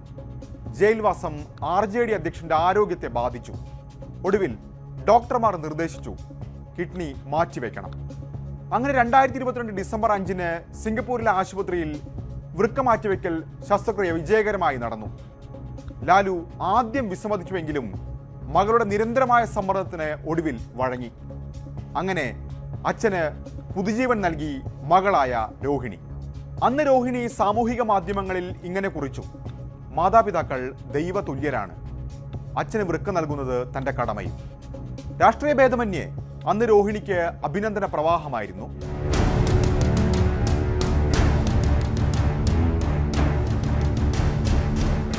കഴിഞ്ഞ ലോക്സഭാ തെരഞ്ഞെടുപ്പിൽ രോഹിണി ആദ്യമായി തെരഞ്ഞെടുപ്പ് കളത്തിലിറങ്ങി. മിസ ഭാരതിക്കും തേജ് പ്രതാപ് യാദവിനും തേജസ്വി യാദവിനും ശേഷം ലാലുവിന്റെ മക്കളിൽ പാർലമെന്ററി രാഷ്ട്രീയത്തിലിറങ്ങിയ 4ാമത്തെയാളായി രോഹിണി. താൻ മുമ്പ് പ്രതിനിധീകരിച്ചിരുന്ന ചപ്ര ലോക്സഭാ മണ്ഡലത്തിന്റെ ഭാഗങ്ങൾ ഉൾപ്പെട്ട സാരൻ മണ്ഡലത്തിൽ ആരെ സ്ഥാനാർത്ഥിയാക്കണമെന്ന കാര്യത്തിൽ ലാലുവിന് രണ്ടാമതൊരു പേര് ആലോചിക്കേണ്ടി വന്നില്ല. മിസ ഭാരതി പാടലിപുത്രയിൽ നിന്ന് വിജയിച്ചപ്പോൾ രോഹിണി പക്ഷേ സാരണിൽ രാജീവ് പ്രതാപ് റൂഡിയോട് തോറ്റു. എന്നാൽ അടുത്ത കാലത്തായി പല പ്രശ്നങ്ങൾ രോഹിണിയും കുടുംബവും തമ്മിൽ ഉണ്ടായിരുന്നു. സാമൂഹിക മാധ്യമ അക്കൗണ്ടുകളിൽ നിന്ന് കുടുംബാംഗങ്ങളെ അൺഫോളോ ചെയ്തത് വലിയ ചർച്ചയായിരുന്നു. ഇപ്പോൾ നിയമസഭാ തെരഞ്ഞെടുപ്പ് ബീഹാറിൽ പൂർത്തിയായി. സമീപകാല ചരിത്രത്തിലെ ഏറ്റവും വലിയ പതനം RJDക്കുണ്ടായി. മുന്നണിയെ നയിച്ച തേജസ്വിക്കും മോശം കാലം.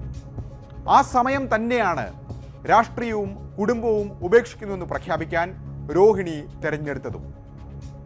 തേജസ്വിയുടെ അടുത്ത അനുയായികളായ സഞ്ജയ് യാദവ്, റമീസ് എന്നിവർക്കെതിരെ കടുത്ത ആരോപണം ഉന്നയിക്കുന്നതിലൂടെ രോഹിണി ലക്ഷ്യം വെക്കുന്നത് തേജസ്വിയെ തന്നെ. मेरा कोई परिवार नहीं है। अब ये जाकर के आप संजय, रमीज, तेजस्वी यादव से पूछिए, मेरा कोई परिवार नहीं है।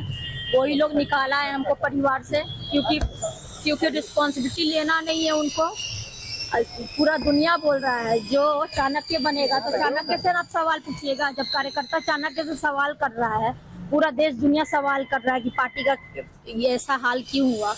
अब जब संजय और रमीज इन लोग का नाम लीजिए तो आपको घर से निकाल दिया जाएगा, आपको बदनाम किया जाएगा, आपको गाली दिलवाया जाएगा, आपके ऊपर चप्पल उठा करके मारा जाएगा। പുറത്തറിഞ്ഞതിനേക്കാൾ വലിയ പ്രശ്നങ്ങൾ ലാലു കുടുംബത്തിൽ ഉണ്ടെന്ന് വ്യക്തം. ഒരു മകനെ ലാലു തന്നെ പുറത്താക്കിയെങ്കിൽ മകൾ ഇപ്പോൾ സ്വയം ഇറങ്ങിപ്പോകുകയാണ്. രോഹിണി ഉയർത്തിയ വെളിപ്പെടുത്തൽ എവിടെ ചെന്ന് അവസാനിക്കുമെന്നതും കണ്ടറിയണം. ആരോഗ്യ പ്രശ്നങ്ങൾ അലട്ടി പഴയ പ്രതാപത്തിന്റെ നിഴലായി നിൽക്കുന്ന ലാലുവിന് കുടുംബ പ്രശ്നം പരിഹരിക്കുക വലിയ വെല്ലുവിളിയാകും. യെസ്, ഇതാണ്, അതായത് ER രാഗേഷിന്റെ എക്സ്പ്ലെയിനറിൽ പറഞ്ഞ് അവസാനിപ്പിച്ചത് തന്നെയാണ് ഇപ്പോൾ തുടർന്നുകൊണ്ടിരിക്കുന്നത്. രോഹിണിക്ക് പിന്നാലെ 3 മക്കൾ കൂടി പട്നയിലെ വീട് വിട്ടു എന്നതാണ് ഇപ്പോഴത്തെ റിപ്പോർട്ടുകൾ. തെരഞ്ഞെടുപ്പ് പരാജയത്തിന് ശേഷമുള്ള യോഗത്തിൽ തേജസ്വിയുമായുള്ള തർക്കമാണ് ഈ രാഷ്ട്രീയം ഉപേക്ഷിക്കാൻ കാരണം. ER രാഗേഷ് തന്നെ തുടരുന്നുണ്ട്. രാഗേഷ്, വോട്ടെണ്ണൽ ദിനത്തിൽ തന്നെ നമ്മൾ കൃത്യമായി സൂചിപ്പിച്ചതാണ് RJDയുടെ ഈ തോൽവി, മഹാഗഠബന്ധന്റെ തോൽവി, അത് വലിയ പ്രതിസന്ധി സൃഷ്ടിച്ചേക്കാം. ഒരുപക്ഷെ RJD പിളർന്നാൽ പോലും അതിൽ അത്ഭുതപ്പെടേണ്ടതില്ല, അല്ലെങ്കിൽ മറ്റ് നേതൃത്വങ്ങൾ ഉണ്ടാവുകയോ ആ പുതിയ പാർട്ടി രൂപീകരിക്കുകയോ ഒക്കെ ചെയ്യപ്പെടാം. അങ്ങനെയൊക്കെയുള്ള സാധ്യതകൾ നമ്മൾ മുന്നിൽ കാണുമ്പോഴാണ് ഈ ലാലു പരിവാർ വലിയ തോതിലുള്ള പ്രതിസന്ധിയും അവർ വിഘടിച്ചു പോവുകയും ഒക്കെ ചെയ്യുന്നത്. എന്താണ് ഈ പ്രതിസന്ധി രൂക്ഷമാക്കുന്നത്? എന്താണ് ഇപ്പോഴത്തെ ഒരു സാഹചര്യം? അഭിലാഷ, തർക്കം കൂടുതൽ മുറുകുകയാണ്. കാരണം 3 പെൺമക്കൾ കൂടി പട്നയിലെ വസതി വിട്ടു എന്ന റിപ്പോർട്ടുകളാണ് പുറത്തു വരുന്നത്. കാരണം ആദ്യം ഇത്തരം പരസ്യമായി പ്രതിഷേധം, രാഷ്ട്രീയം ഉപേക്ഷിക്കുന്നു, ഒപ്പം തന്നെ കുടുംബം ഉപേക്ഷിക്കുന്നു എന്ന പ്രഖ്യാപനം വന്നത് കഴിഞ്ഞ ദിവസമാണ് രോഹിണി ആചാരിയിൽ നിന്ന്. അന്ന് രോഹിണി പ്രധാനമായും ചൂണ്ടിക്കാണിച്ചത് തേജസ്വി യാദവിൻ്റെ 2 അനുയായികൾ, അവർ തേജസ്വി യാദവുമായി ഏറെ നാളായുള്ള സുഹൃത്തുക്കളാണ്, ഈ 2 പേരുമാണ് കാരണമാണ് താൻ രാഷ്ട്രീയവും വീടും ഉപേക്ഷിക്കുന്നതെന്ന് പറഞ്ഞിരുന്നു. പക്ഷേ പുറത്തു വരുന്ന വിവരങ്ങൾ അനുസരിച്ച് അതുമാത്രമല്ല, തേജസ്വി യാദവുമായുള്ള തർക്കവും ഇതിലേക്ക് നയിച്ചിട്ടുണ്ട്. കാരണം ഈ തെരഞ്ഞെടുപ്പ് പരാജയത്തിന് ശേഷം ഒരു യോഗം, അടിയന്തര യോഗം ചേർന്നിരുന്നു. ആ യോഗത്തിൽ തേജസ്വി യാദവും രോഹിണി ആചാര്യയും തമ്മിൽ തർക്കമുണ്ടായി. തേജസ്വി യാദവ് രോഹിണി ആചാര്യയുടെ ചില പ്രവൃത്തികളാണ് ഇത്തരത്തിൽ വലിയ പരാജയത്തിലേക്ക് നയിച്ചതെന്ന അടക്കമുള്ള വിമർശനങ്ങൾ നടത്തി എന്നാണിപ്പോൾ പുറത്തു വരുന്ന വിവരം. മാത്രവുമല്ല, വിദേശത്തായിരുന്നു രോഹിണി ആചാര്യ ഉണ്ടായിരുന്നത്. രോഹിണി ആചാര്യയ്ക്ക് തുടർന്ന് തെരഞ്ഞെടുപ്പ് കാലത്ത് പ്രചാരണത്തിനായി നാട്ടിലെത്തി. പക്ഷേ സംസ്ഥാനം മുഴുവൻ വിവിധ മണ്ഡലങ്ങളിൽ പ്രചാരണം നടത്തണമെന്ന താല്പര്യം രോഹിണി ആചാര്യയ്ക്കുണ്ടായിരുന്നു. എന്നാൽ തേജസ്വി യാദവ് അവരോട് രാഘോപൂരിൽ, താൻ മത്സരിക്കുന്ന രാഘോപൂരിൽ പ്രചാരണം നടത്തിയാൽ മതി എന്നൊരു നിലപാട് എടുത്തു തുടങ്ങിയ വിവരങ്ങൾ വരുന്നുണ്ട്. അങ്ങനെ തേജസ്വിയുമായുള്ള തർക്കങ്ങളാണ് ഇപ്പോഴുണ്ടായിരിക്കുന്ന ഈ പ്രകോപനത്തിന് കാരണമെന്നാണ് സൂചന. ഇന്നലെ ഡൽഹിയിലെത്തി മിസാ ഭാരതിയുമൊക്കെ ആയി മൂത്ത സഹോദരി മിസാ ഭാരതിയുമായി കൂടിക്കാഴ്ച നടത്തിയിരുന്നു രോഹിണി ആചാര്യ. അതിനുശേഷം വളരെ വൈകാരികമായാണ്, കരഞ്ഞുകൊണ്ടാണ് പ്രതികരിച്ചത്. അതിൽ തന്നെ ചൂണ്ടിക്കാണിക്കുന്ന പ്രധാനപ്പെട്ട കാര്യങ്ങൾ, ആരോപണങ്ങളെല്ലാം തന്നെ തേജസ്വിക്കാണ് എതിരെയാണ്. കാരണം അച്ഛൻ തനിക്കൊപ്പമാണ്, കുടുംബത്തെ താൻ ഉപേക്ഷിച്ചിട്ടില്ല എന്നൊരു നിലപാടിലേക്ക് രോഹിണി ആചാര്യ എത്തിയിട്ടുണ്ട്. മറിച്ച് സഹോദരനുമായുള്ള തർക്കമാണ് ഇപ്പോഴത്തെ പ്രശ്നങ്ങൾക്കെല്ലാം കാരണമെന്ന് പറഞ്ഞു വെക്കുന്നുണ്ട് രോഹിണി ആചാര്യ. തീർച്ചയായും അത് തേജസ്വിയും സഹോദരങ്ങളും തമ്മിലുള്ള തർക്കമാണ്. ഈ സംഭവത്തിന് പിന്നാലെ ഇപ്പോൾ 3 മക്കൾ കൂടി, ലാലുവിൻ്റെ 9 മക്കളിൽ 3 മക്കൾ കൂടി പട്നയിലെ വസതി വിട്ടു എന്ന വിവരങ്ങൾ കൂടി പുറത്തു വരുന്നുണ്ട്. രാഗിണി യാദവ്, ചന്ദ യാദവ്, ഒപ്പം തന്നെ രാജ്ലക്ഷ്മി യാദവ്, ഈ 3 പേർ കൂടി പട്നയിലെ വസതിയിൽ നിന്ന് ഇന്നലെ ഡൽഹിയിലേക്ക് പോയി എന്ന വിവരങ്ങൾ കൂടിയാണ് പുറത്തു വരുന്നത്.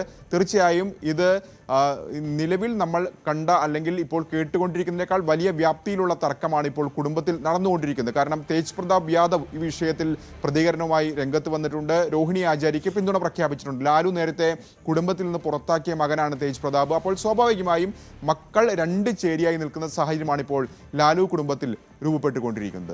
അതാണ് RJD വലിയ പ്രതിസന്ധി നേരിടുന്നു എന്നതിനപ്പുറത്ത് ലാലു കുടുംബം വലിയ തോതിലുള്ള പ്രതിസന്ധി നേരിടുകയാണ്. കഴിഞ്ഞ ദിവസമായിരുന്നു ലാലുവിന് കരൾ പകർത്ത് നൽകിയ മകൾ വിട്ട് രാഷ്ട്രീയം വിട്ടത്, കുടുംബം വിട്ടത് എങ്കിൽ കൂടുതൽ മക്കൾ ഇപ്പോൾ വിട്ടുപോകുന്നു കുടുംബത്തിൽ നിന്ന് എന്നതാണ്. ഇതിനെല്ലാം തേജസ്വി യാദവ് മറുപടി നൽകേണ്ടതായി വരും. ഇങ്ങനെയൊരു പശ്ചാത്തലത്തിൽ RJDയുടെ ഭാവി എന്ത്, ഒപ്പം ലാലു കുടുംബത്തിൻ്റെ രാഷ്ട്രീയത്തിലെ സ്വാധീനം കുറയുകയാണ് എന്ന നിരവധി ചോദ്യങ്ങളാണ് ഉയരുന്നത്. നമുക്ക് മറ്റു കൂടുതൽ വാർത്തകൾ പരിശോധിക്കാം ഇടവേളയ്ക്ക് ശേഷം.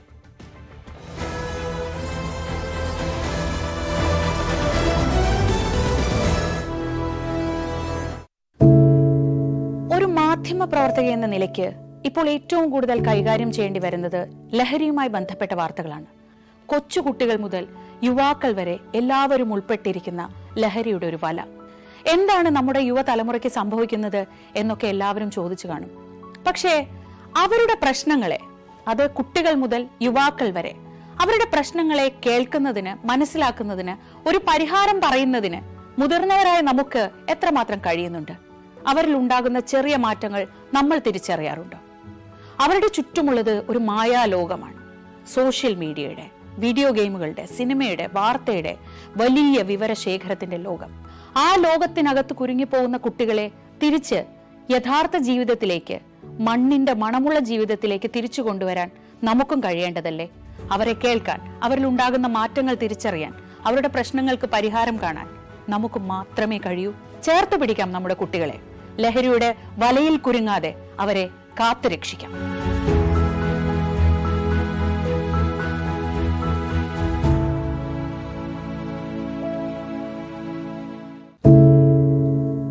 എന്തുപറ്റി നമ്മുടെ നാടിന് എന്ന് ചോദിച്ചു പോകുന്ന കാര്യങ്ങളാണ് ഇപ്പോൾ സംഭവിക്കുന്നത്. എന്തൊക്കെയാണ് നമ്മുടെ യുവതലമുറ തെരുവുകളിൽ കാട്ടിക്കൂട്ടുന്നത്? കൊല്ലാൻ പോലും മടികാട്ടാത്ത ഇവർ സ്വബോധത്താൽ ഇങ്ങനെയൊന്നും ചെയ്യില്ല. നാടിന്റെ അഭിമാനമായി വളരേണ്ട യുവത്വത്തെ ഇങ്ങനെ പോകാൻ അനുവദിച്ചുകൂടാ. നമ്മൾ ഓരോരുത്തരും മാതാപിതാക്കൾ കൂടിയാണ്. നേർവഴിക്ക് നടത്താൻ, തെറ്റുകൾ പറഞ്ഞു മനസ്സിലാക്കാൻ നമുക്ക് കഴിയണം. ഇപ്പോഴത്തെ അക്രമ സംഭവങ്ങളിൽ 99% ലഹരിയുടെ, പ്രത്യേകിച്ച് ഗുരുതരമായ ആരോഗ്യ പ്രശ്നങ്ങളിലേക്ക് കൊണ്ടുവന്നെത്തിക്കുന്ന ഡ്രഗ്സിന്റെ ഉപയോഗമുണ്ടെന്ന് മനസ്സിലാക്കിയിട്ടുണ്ട്. ഇത് നിസ്സാരമല്ല. കണ്ടില്ലെന്ന് നടിക്കാൻ ആർക്കുമാവില്ല. ജീവിതം ഒട്ടേറെ ബാക്കിയുണ്ടെന്ന് യുവതലമുറ മനസ്സിലാക്കണം. സ്നേഹിക്കാൻ, സർഗാത്മകത, ലഹരിയുടെ സഹായമില്ലാതെ വളർത്താൻ അവർക്ക് കഴിയണം. നിയമത്തിന്റെ ശക്തി അവരെ ബോധ്യപ്പെടുത്തണം.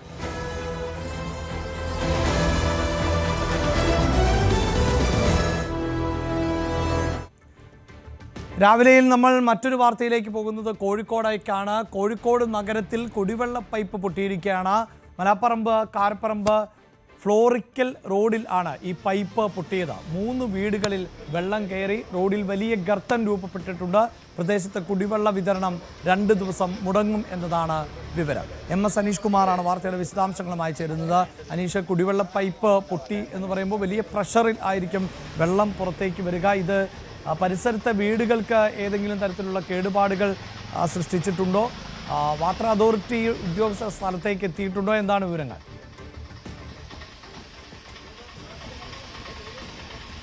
കോഴിക്കോട് നഗരത്തിൽ ആണ് ഈ കുടിവെള്ള പൈപ്പ് പൊട്ടിയിട്ടുള്ളത്. മലപ്പറമ്പ് കാരപ്പറമ്പ് ഫ്ലോറിക്കൽ റോഡിൽ ആണ് പൈപ്പ് പൊട്ടിയത്. വലിയ ഗർത്തം നമുക്ക് റോഡിൽ രൂപപ്പെട്ടു എന്നത് കാണാൻ സാധിക്കുന്നുണ്ട്. വലിയ പ്രഷറിൽ ആയിരിക്കും ഈ പൈപ്പ് പൊട്ടുമ്പോൾ വെള്ളം പുറത്തേക്ക് വരിക. അതുകൊണ്ട് തന്നെ സമീപ പ്രദേശത്തുള്ള വീടുകളിലടക്കം വെള്ളം കയറി എന്നുള്ളതാണ് ഇപ്പോഴത്തെ വിവരം. അത് ഗതാഗത തടസ്സം സൃഷ്ടിച്ചിട്ടുണ്ടോ എന്നത് ഉൾപ്പെടെയുള്ള കാര്യങ്ങളിൽ വ്യക്തത കൈവരണം. മാത്രവുമല്ല, ഇങ്ങനെ അപകടമുണ്ടാകുമ്പോൾ ഒരു പക്ഷേ ഈ റോഡ് കൂടുതൽ ഇടിഞ്ഞ് താഴാനുള്ള സാധ്യതയുണ്ട്. അങ്ങനെ വലിയ പ്രതിസന്ധി സൃഷ്ടിക്കുന്ന ഒന്നാണിത്. MS അനീഷ് കുമാറുണ്ട് ഇപ്പോൾ വാർത്തയുടെ വിശദാംശങ്ങളുമായി. അനീഷ്, വീടുകളിലടക്കം വെള്ളം കയറുന്ന സാഹചര്യം ഉണ്ടാകുന്നു. ഉദ്യോഗസ്ഥ സ്ഥലത്ത് എത്തിയിട്ടുണ്ടോ? എന്താണ് അവിടുത്തെ ഒരു സാഹചര്യം എന്നാണ് മനസ്സിലാക്കുന്നത്?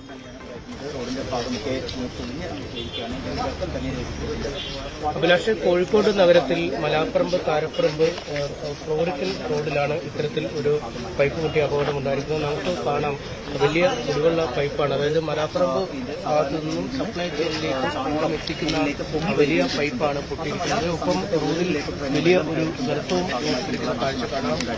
റോഡിന്റെ ഒരു വശം പൂർണ്ണമായും പൊങ്ങിയിരിക്കുന്നു.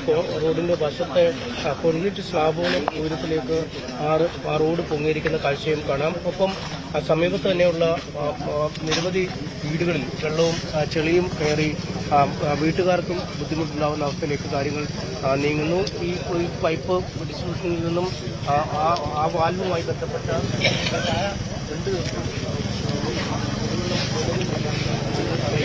എന്തായാലും പ്രദേശവാസികൾ ഈ വീടിന്റെ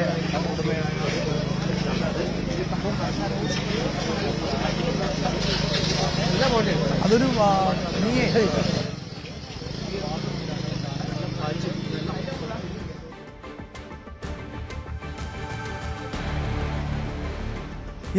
ചില സാങ്കേതിക പ്രശ്നങ്ങളുണ്ട്. എന്തായാലും അനീഷ്, പരിസരവാസികളുടെ അടക്കമുള്ള പ്രതികരണങ്ങളാണ് തേടിക്കൊണ്ടിരിക്കുന്നത്. പ്രദേശവാസികൾക്ക് ബുദ്ധിമുട്ടുണ്ടാക്കിയിട്ടുണ്ടാകുമെന്നതിൽ സംശയമൊന്നുമില്ല.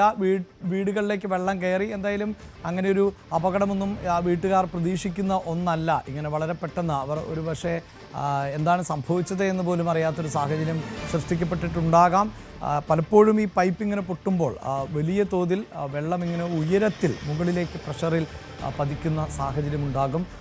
അതുകൊണ്ട് തന്നെ ചിലപ്പോഴൊക്കെ വീടുകൾക്ക് വലിയ കേടുപാടുകൾ സംഭവിക്കാറുണ്ട്. ഇതിപ്പോൾ ദൃശ്യങ്ങളിൽ നമുക്ക് അങ്ങനെ തോന്നുന്നില്ല. അങ്ങനെയെങ്കിൽ അത് വലിയ ആശ്വാസകരമാണ്.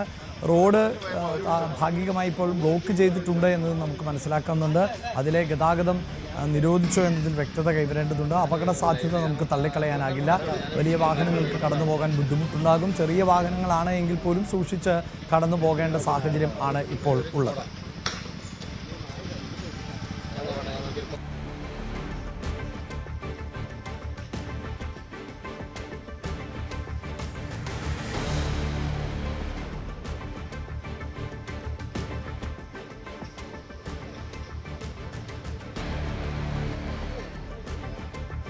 നമുക്ക് ദൃശ്യങ്ങളിൽ കാണാൻ സാധിക്കുന്നുണ്ട്. പല ലെയറുകളിലായുള്ള ടാറിട്ട ഒരു റോഡാണ്. അങ്ങനെയുള്ള റോഡാണ് ഇടിഞ്ഞ് താഴ്ന്നിട്ടുള്ളത്. അപ്പോൾ എത്രത്തോളം പ്രഷറിൽ ആയിരിക്കും ഈ വെള്ളം കടന്നു പോകുന്നത് എന്നും എങ്ങനെയാണിത് പുറത്തേക്ക് വന്നത് എന്നതുമൊക്കെ പ്രേക്ഷകർക്ക് ഊഹിക്കാവുന്നതേ ഉള്ളൂ. പരിസരത്ത് അല്പം ചെളിയും മണ്ണുമൊക്കെ നമുക്ക് കാണാനും സാധിക്കുന്നുണ്ട്. ഒപ്പം ഈ ടാറിൻ്റെ ഭാഗം തന്നെ പൊട്ടിപ്പൊളിഞ്ഞതിൻ്റെ കല്ലുകൾ കാണാൻ സാധിക്കുന്നുണ്ട്. ഇതൊക്കെ ഒഴുകി ഈ വീട്ടിലേക്ക് എത്തിയിട്ടുണ്ടാകാനുള്ള സാധ്യതയുണ്ട്. എന്തായാലും പൈപ്പ് പൊട്ടിയതോടുകൂടി പമ്പിങ് നിർത്തിയിട്ടുണ്ടാകും എന്ന് വേണം നമുക്ക് മനസ്സിലാക്കാം. അനീഷ് തുടരുന്നുണ്ട്. എന്താണ് നാട്ടുകാർ പറയുന്നത് അനീഷ്?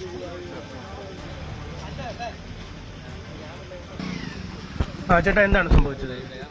ഇതിവിടെ പൈപ്പ് പൊട്ടിയതാണ്. വലിയൊരു ഗർത്തം കണ്ടില്ലേ? ഇതിവിടുന്ന് വെള്ളം ചളി ഒഴുകി ഇവിടെ 2-3 വീടുകളിലൊക്കെ വെള്ളം കയറി. അതിൻ്റെ ഫോഴ്സിൽ അവിടെ ഒരു മതിൽ ഇടിഞ്ഞ് വീണ് ചളിയും വെള്ളം മുറ്റെന്നറിയാം. ചെരുപ്പുകളൊക്കെ ഒലിച്ചു പോയി. വീടിനകത്ത് വെള്ളം കയറി. ചളിയാണ് വണ്ടിയിനകത്ത് കയറി. ഇവിടെ ഇത്രയും മണ്ണാണ്. ഇനി ഇതൊക്കെ നീക്കാതെ ഇവിടുന്ന് പുറത്തേക്ക് ഇറങ്ങാൻ പറ്റില്ല. വീട്ടിൽ നിന്ന് പുറത്തേക്ക് ഇറങ്ങാൻ പറ്റില്ല. അതാണത്തെ അവസ്ഥയാണ്. ചെരുപ്പില്ലാത്തതുകൊണ്ട് നടക്കാനും പറ്റില്ല. എത്രയും ചെരുപ്പുകളൊക്കെ പോയി. അതാണ് അവസ്ഥ ഇപ്പോഴത്തെ. വീടിനകത്ത് വെള്ളം കയറി. വീടിനകത്ത് ബാത്റൂമിലൊക്കെ കയറി. അപ്പുറത്തെ വീടിനകത്ത് കയറി. വീടിന്റെ സ്റ്റെപ്പ് വരെ കയറിയത്. എന്തോ രക്ഷപ്പെട്ടു പോയതാ ഭാഗ്യത്തെ ഞങ്ങൾ. ബാക്കി അപ്പുറത്ത് 3ാമത്തെ വീട്ടിൽ കയറി വെള്ളം കുറച്ച്. ഇപ്പൊ ഈ റോഡും ഓരോ അപകടാവസ്ഥയല്ലേ? മണ്ണ് മുഴുവൻ ഒലിച്ചു പോയിട്ടുണ്ട്. ഇതിന്റെ ഫോഴ്സ് കൊണ്ടാണ് റോഡ് പൊന്തി. ഇത് ഈ സ്ലാബ് ആയിരുന്നു പൊന്തിയിട്ടില്ല. ഇപ്പൊ റോഡ് പൊന്തിപ്പോയി ആ ഫോഴ്സ് കൊണ്ട്. ഇതിനുള്ളിലെ മണ്ണ് മുഴുവനാണ് ഈ പുറത്തേക്ക് കിടക്കുന്നത്. ഇനി ഇതിലെ വാഹനങ്ങൾ ഓടാൻ പറ്റില്ല. കാരണം ഇത് താന്നു പോകും. ഉള്ളിൽ മണ്ണില്ല, അത് ഫുള്ള് പുതുക്കി പണിയണം ഈ റോഡ്, എന്നാലേ ഇത് നന്നാവുള്ളൂ, ശരിയാവുള്ളൂ. ഇതിനു മുമ്പ് ഇങ്ങനെ പൈപ്പ് പൊട്ടൽ വല്ലതും ഉണ്ട്? സ്ഥിരം പരിപാടിയാണ്. മാസത്തിൽ 2 മാസം കൂടുമ്പോൾ പൈപ്പ് പൊട്ടലിന് ഓരോരോ പാച്ച് വർക്ക് കണ്ടാൽ അറിയാം, റോഡിലെ പാച്ച് വർക്ക് കണ്ടാൽ അറിയാം, പൈപ്പ് പൊട്ടുന്ന പരിപാടി മനസ്സിലായിട്ട്. എങ്ങനെയാണ് അറിഞ്ഞത് ഈ ബഹളം കേട്ടപ്പം? ഞാൻ ഇവിടെ അടുത്തല്ല, പക്ഷെ ബനാണ് എൻ്റെ വീട്ടിലുള്ളൂ. ഇത് ഇടയ്ക്കിടയ്ക്ക് ഇവിടെ പൊട്ടുന്നത്. ഇപ്പം ലാറ് ചെയ്തുകൊണ്ട് ഞങ്ങൾക്ക് കാണാൻ കഴിയാത്തത്. അല്ലെങ്കിൽ ഇങ്ങനെ മുഴച്ച് കിടക്കുകയും കുഴിയായിട്ട് മുഴച്ചിട്ടു. ഇപ്പം അടുത്താണ് ഇത് ലാറ് പാച്ച് വർക്ക് ചെയ്ത് ശരിയാക്കി വെച്ചത്. പക്ഷെ അതിന് തൊട്ട് പിന്നാലെ പൊട്ടുകയും ചെയ്തു. പൊട്ടുകയും ചെയ്തു. അഭിലാഷ്, ഇതാണ് നമുക്ക് കാണാം, ഈ റോഡിന്റെ ഒരു വശത്ത് ചേർന്നിട്ട് വലിയ ഒരു ഗർത്തം, ഏതാണ്ട് ഒരാൾക്ക് ഇറങ്ങാൻ കഴിയുന്ന ആഴത്തിലുള്ള ഒരു ഗർത്തം വഴിയിൽ രൂപപ്പെട്ടിട്ടുണ്ട്. അവിടുത്തെ കോൺക്രീറ്റ് സ്ലാബുകൾ പൂർണ്ണമായും അടർന്ന് താഴേക്ക് വീഴുന്ന സാഹചര്യം. ഒപ്പം ആ റോഡിന്റെ മറ്റ് ഭാഗങ്ങളിലേക്കും ആ ടാറിങ്ങിന്റെ മറ്റു ഭാഗങ്ങളിലേക്കും ഏതാണ്ട് അടർന്നു നിൽക്കുന്ന ഒരു സാഹചര്യമാണുള്ളത്. വെള്ളം കൂടുതലായി ഒലിച്ച് വന്നപ്പോഴാണ് പൊട്ടലുണ്ടായത്. എന്തായാലും ഈ റോഡ്, ഈ ഭാഗം പൂർണ്ണമായും ഉപയോഗശൂന്യമായിരിക്കുന്ന കാഴ്ചയാണ്. അടുത്ത കാലത്താണ് ടാറിംഗ് ഒക്കെ ചെയ്ത് ഒരു നല്ല റോഡാക്കി അത് മാറ്റിയത്. പക്ഷേ അത് പൂർണ്ണമായും ഉപയോഗശൂന്യമായ അവസ്ഥയിലേക്ക് കാര്യങ്ങൾ നീങ്ങിയിരിക്കുന്നു. ഈ മേഖലയിൽ പതിവായി ഇത്തരത്തിലുള്ള ഒരു പൈപ്പ് പൊട്ടൽ ഉണ്ടാവാറുണ്ട് എന്നാണ് നാട്ടുകാർ പറയുന്നത്. നേരത്തെ സംസാരിച്ച അദ്ദേഹത്തിന്റെ വീട്ടിലേക്കും മറ്റുമൊക്കെ പൂർണ്ണമായും വെള്ളം കയറി. വലിയ നാശനഷ്ടം ഉണ്ടായില്ല എങ്കിൽ പോലും മുറ്റത്ത് മുഴുവൻ വെള്ളം കിടക്കുന്ന ഒരവസ്ഥ. ഇത് എപ്പോഴായിരുന്നു ചേട്ടാ ഉണ്ടായത്? 2 മണി സമയത്താണ്. പുലർച്ചെ 2 മണി സമയത്താണ് ഇത്തരത്തിൽ ഒരു ബുദ്ധിമുട്ട് നേരിട്ടത് എന്നാണ് ഇപ്പോൾ ഈ പരിസരവാസികളൊക്കെ പറയുന്നത്. വീടുകൾക്ക് ഉള്ളിലേക്ക് വെള്ളം കയറിയതോടുകൂടി ആളുകൾ വലിയ ബുദ്ധിമുട്ടും നേരിട്ടു എന്നാണ് മനസ്സിലാക്കേണ്ടത്. വരും വാർത്തകളിൽ നമുക്ക് ഈ അപകടം എന്ന് പറയുമ്പോൾ അത് വലിയ നാശനഷ്ടങ്ങളൊന്നും ഉണ്ടാക്കിയിട്ടില്ല എങ്കിൽ പോലും അതുമായി ബന്ധപ്പെട്ട കൂടുതൽ വാർത്തകൾ നമുക്ക് പങ്കുവയ്ക്കാം. ഇനി തദ്ദേശ പോരുമായി ബന്ധപ്പെട്ട വാർത്തകളിലേക്കാണ്.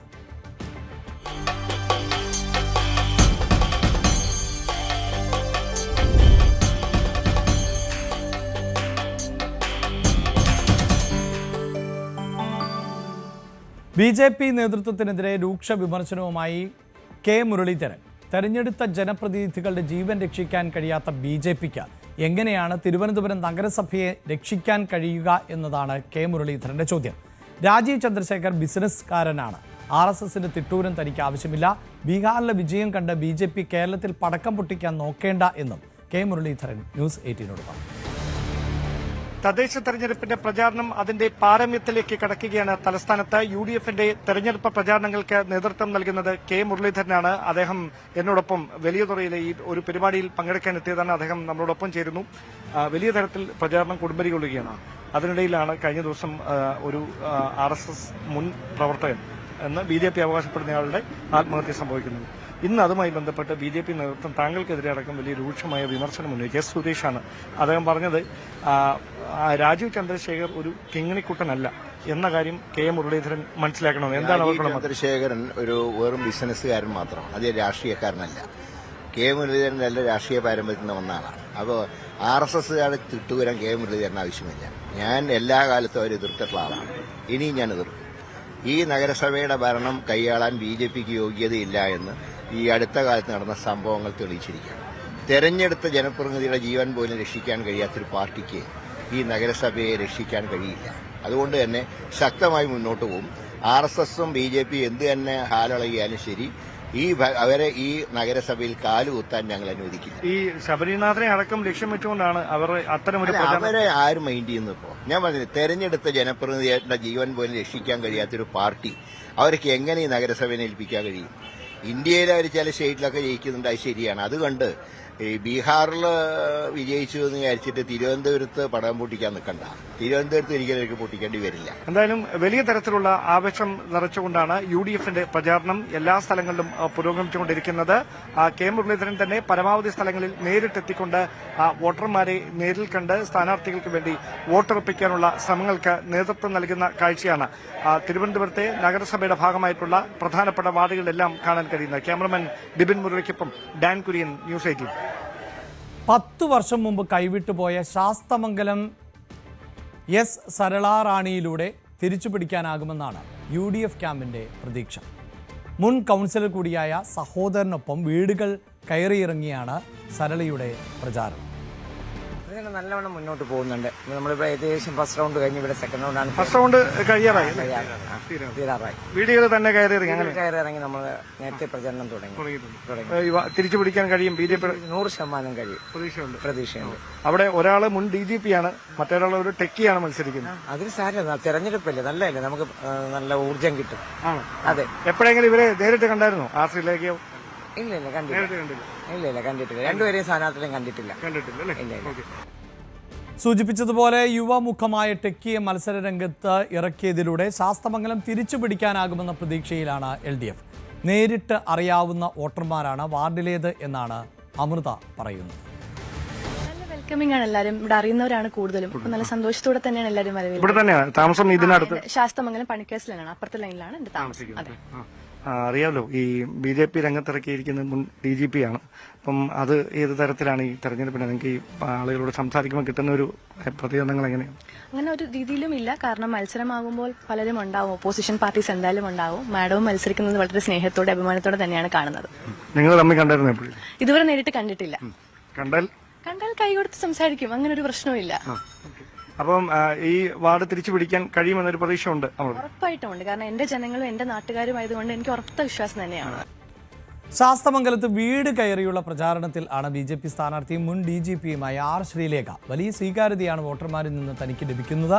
സൈബർ ഇടങ്ങളിലെ വിവാദങ്ങളെക്കുറിച്ച് ഒന്നും പ്രതികരിക്കാൻ ഇല്ല എന്നുമാണ് ശ്രീലേഖ ന്യൂസ് 18നോട് പറഞ്ഞത്. ഒരു 60% വീടുകളൊക്കെ കയറി. ഇനിയിപ്പോൾ ബാക്കി കുറച്ചും കൂടെ ഉള്ളൂ, 40% ഉണ്ട്. കുറെ ഫ്ളാറ്റുകൾ ഉണ്ട്.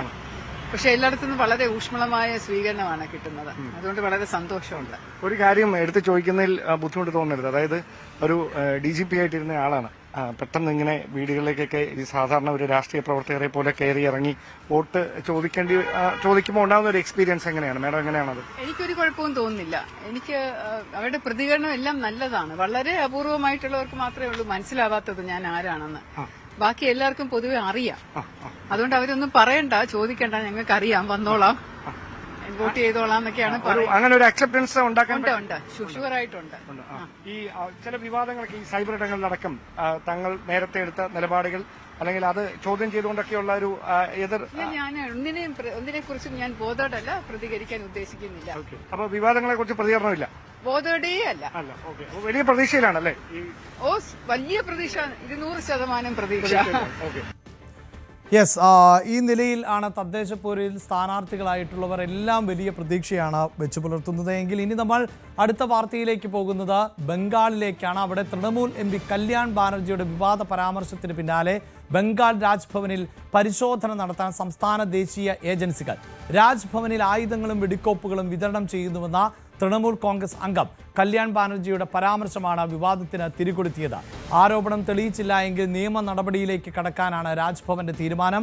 ഗവർണർ CV ആനന്ദബോസ് കേരള സന്ദർശനം ഒഴിവാക്കി ബംഗാളിൽ ഇപ്പോൾ തുടരുകയാണ്. ER രാഗേഷ് ഉണ്ട്. രാഗേഷ്, കഴിഞ്ഞ ദിവസം തന്നെ ഏജൻസികൾ വന്ന് പരിശോധിക്കട്ടെ, അങ്ങനെ ഒരു പശ്ചാത്തലമുണ്ട് എങ്കിൽ, ഇല്ല എങ്കിൽ നിയമ നടപടി നേരിടേണ്ടതായി വരും എന്ന് ഗവർണർ തന്നെ പറഞ്ഞ പശ്ചാത്തലം. ഇപ്പോൾ ഏതൊക്കെ ഏജൻസികളാണ് പരിശോധന തുടരുന്നത്? അഭിലാഷ്, കല്യാൺ ബാനർജി തൃണമൂൽ കോൺഗ്രസിന്റെ മുതിർന്ന നേതാവാണ്. പക്ഷേ കല്യാൺ ബാനർജി നടത്തിയ പരാമർശങ്ങൾ അത് വിവാദമായിരുന്നു. സാധാരണഗതിയിൽ ബംഗാളിൽ നേരത്തെയും ഗവർണർമാർക്കെതിരെയൊക്കെ തന്നെ തൃണമൂൽ കോൺഗ്രസ് നേതാക്കൾ, പ്രത്യേകിച്ച് മമതാ ബാനർജിയൊക്കെ തന്നെ നിലപാടെടുത്തിട്ടുണ്ട്. പക്ഷേ ഇതുപോലുള്ള പരാമർശങ്ങൾ ഉണ്ടായിട്ടില്ല. പ്രത്യേകിച്ച് രാജ്ഭവനിൽ BJP പ്രവർത്തകർക്ക്, BJPയുടെ ക്രിമിനലുകൾക്ക് അഭയം നൽകുന്നു, അവർക്ക് ആയുധങ്ങളും വെടിക്കോപ്പുകളും നൽകുന്നു, തുടർന്ന് തൃണമൂൽ കോൺഗ്രസ് പ്രവർത്തകരെ ആക്രമിക്കാൻ ആഹ്വാനം ചെയ്യുന്നു തുടങ്ങിയ പരാമർശങ്ങൾ കല്യാൺ ബാനർജിയുടെ ഭാഗത്തുനിന്നുണ്ടായി. ഈ പരാമർശത്തിന് ഇടയായത് SIRനെ എന്തുകൊണ്ട് SIR നടപ്പാക്കണം, തെരഞ്ഞെടുപ്പ് പ്രക്രിയ ശുദ്ധീകരിക്കപ്പെടണം എന്ന പരാമർശം ഗവർണറുടെ ഭാഗത്തുനിന്നുണ്ടായിരുന്നു. അതിനുള്ള മറുപടി എന്ന നിലയിലാണ് കല്യാൺ ബാനർജി ഇത്തരം ഗുരുതരമായ ആരോപണം അല്ലെങ്കിൽ ഒരു പരാമർശം നടത്തിയിട്ടുള്ളത്. അതിനെ ചോദ്യം ചെയ്തുകൊണ്ട് മറുപടിയുമായി ഇന്നലെ ഗവർണർ തന്നെ രംഗത്ത് വന്നിരുന്നു. CV ആനന്ദബോസ് തന്നെ രംഗത്ത് വന്നിരുന്നു. അതായത് ആർക്ക് വേണമെങ്കിലും പരിശോധിക്കാം, തൃണമൂൽ കോൺഗ്രസിനെ പരിശോധിക്കാം, മാധ്യമപ്രവർത്തകർക്ക് രാജ്ഭവൻ പരിശോധിക്കാം, രാജ്ഭവന്റെ ഗേറ്റുകൾ തുറന്നു വെക്കുന്നു എന്ന് അദ്ദേഹം പറഞ്ഞിരുന്നു. പക്ഷേ തെളിവുകൾ കണ്ടെത്തണം, നൽകണം, അല്ലാത്ത പക്ഷം മാപ്പ് പറയണം, നിയമ നടപടി സ്വീകരിക്കുമെന്ന് അദ്ദേഹം പറയുകയും ചെയ്തിരുന്നു. അതിൻ്റെ തുടർച്ചയായിട്ട് തന്നെയാണ് ഇപ്പോൾ ഏതായാലും ഇത്തരമൊരു നീക്കം ഇപ്പോൾ കേന്ദ്ര ഏജൻസികളൊക്കെ തന്നെ അന്വേഷണത്തിന് വരുന്നു, പരിശോധനയ്ക്കായി എത്തുന്നു എന്ന് പറയുന്നത്. കാരണം കല്യാൺ ബാനർജിയുടെ പരാമർശത്തെ വെല്ലുവിളിച്ചുകൊണ്ട് ഇന്നലെ തന്നെ ഗവർണർ രംഗത്ത് വന്നതാണ്. മാത്രവുമല്ല നിയമ നടപടിയെക്കുറിച്ചും ഇപ്പോൾ അദ്ദേഹം ആലോചിക്കുന്നുണ്ട്. കാരണം ഗവർണർ ചൂണ്ടിക്കാണിച്ചിരുന്ന പ്രധാനപ്പെട്ട കാര്യം ഇത്തരം ഒരു പരാമർശം ഒരു ജനപ്രതിനിധിയുടെ ഭാഗത്ത് ഉണ്ടാകാൻ പാടില്ലാത്തതാണ്. അതുകൊണ്ട് തന്നെ നിയമ നടപടി അടക്കമുള്ള കാര്യങ്ങളിലേക്കും ഇപ്പോൾ CV ആനന്ദബോസ് കടക്കുകയാണ്. ലോക്സഭ സ്പീക്കർക്ക് ഇതിനോടകം തന്നെ കത്ത് കൈമാറുകയും ചെയ്തിട്ടുണ്ട്. വിശദാംശങ്ങളാണ് ER രാഗേഷ് നൽകിയത്. ഇനി നമ്മൾ സ്പെഷ്യൽ ഡേ സെഗ്മെന്റുകളിലേക്കാണ്. സുജാത ജയൻ ശ്യാംകുമാർ ദമ്പതികളുടെ 12ാം വിവാഹ വാർഷികം ആണ് ഇന്ന്.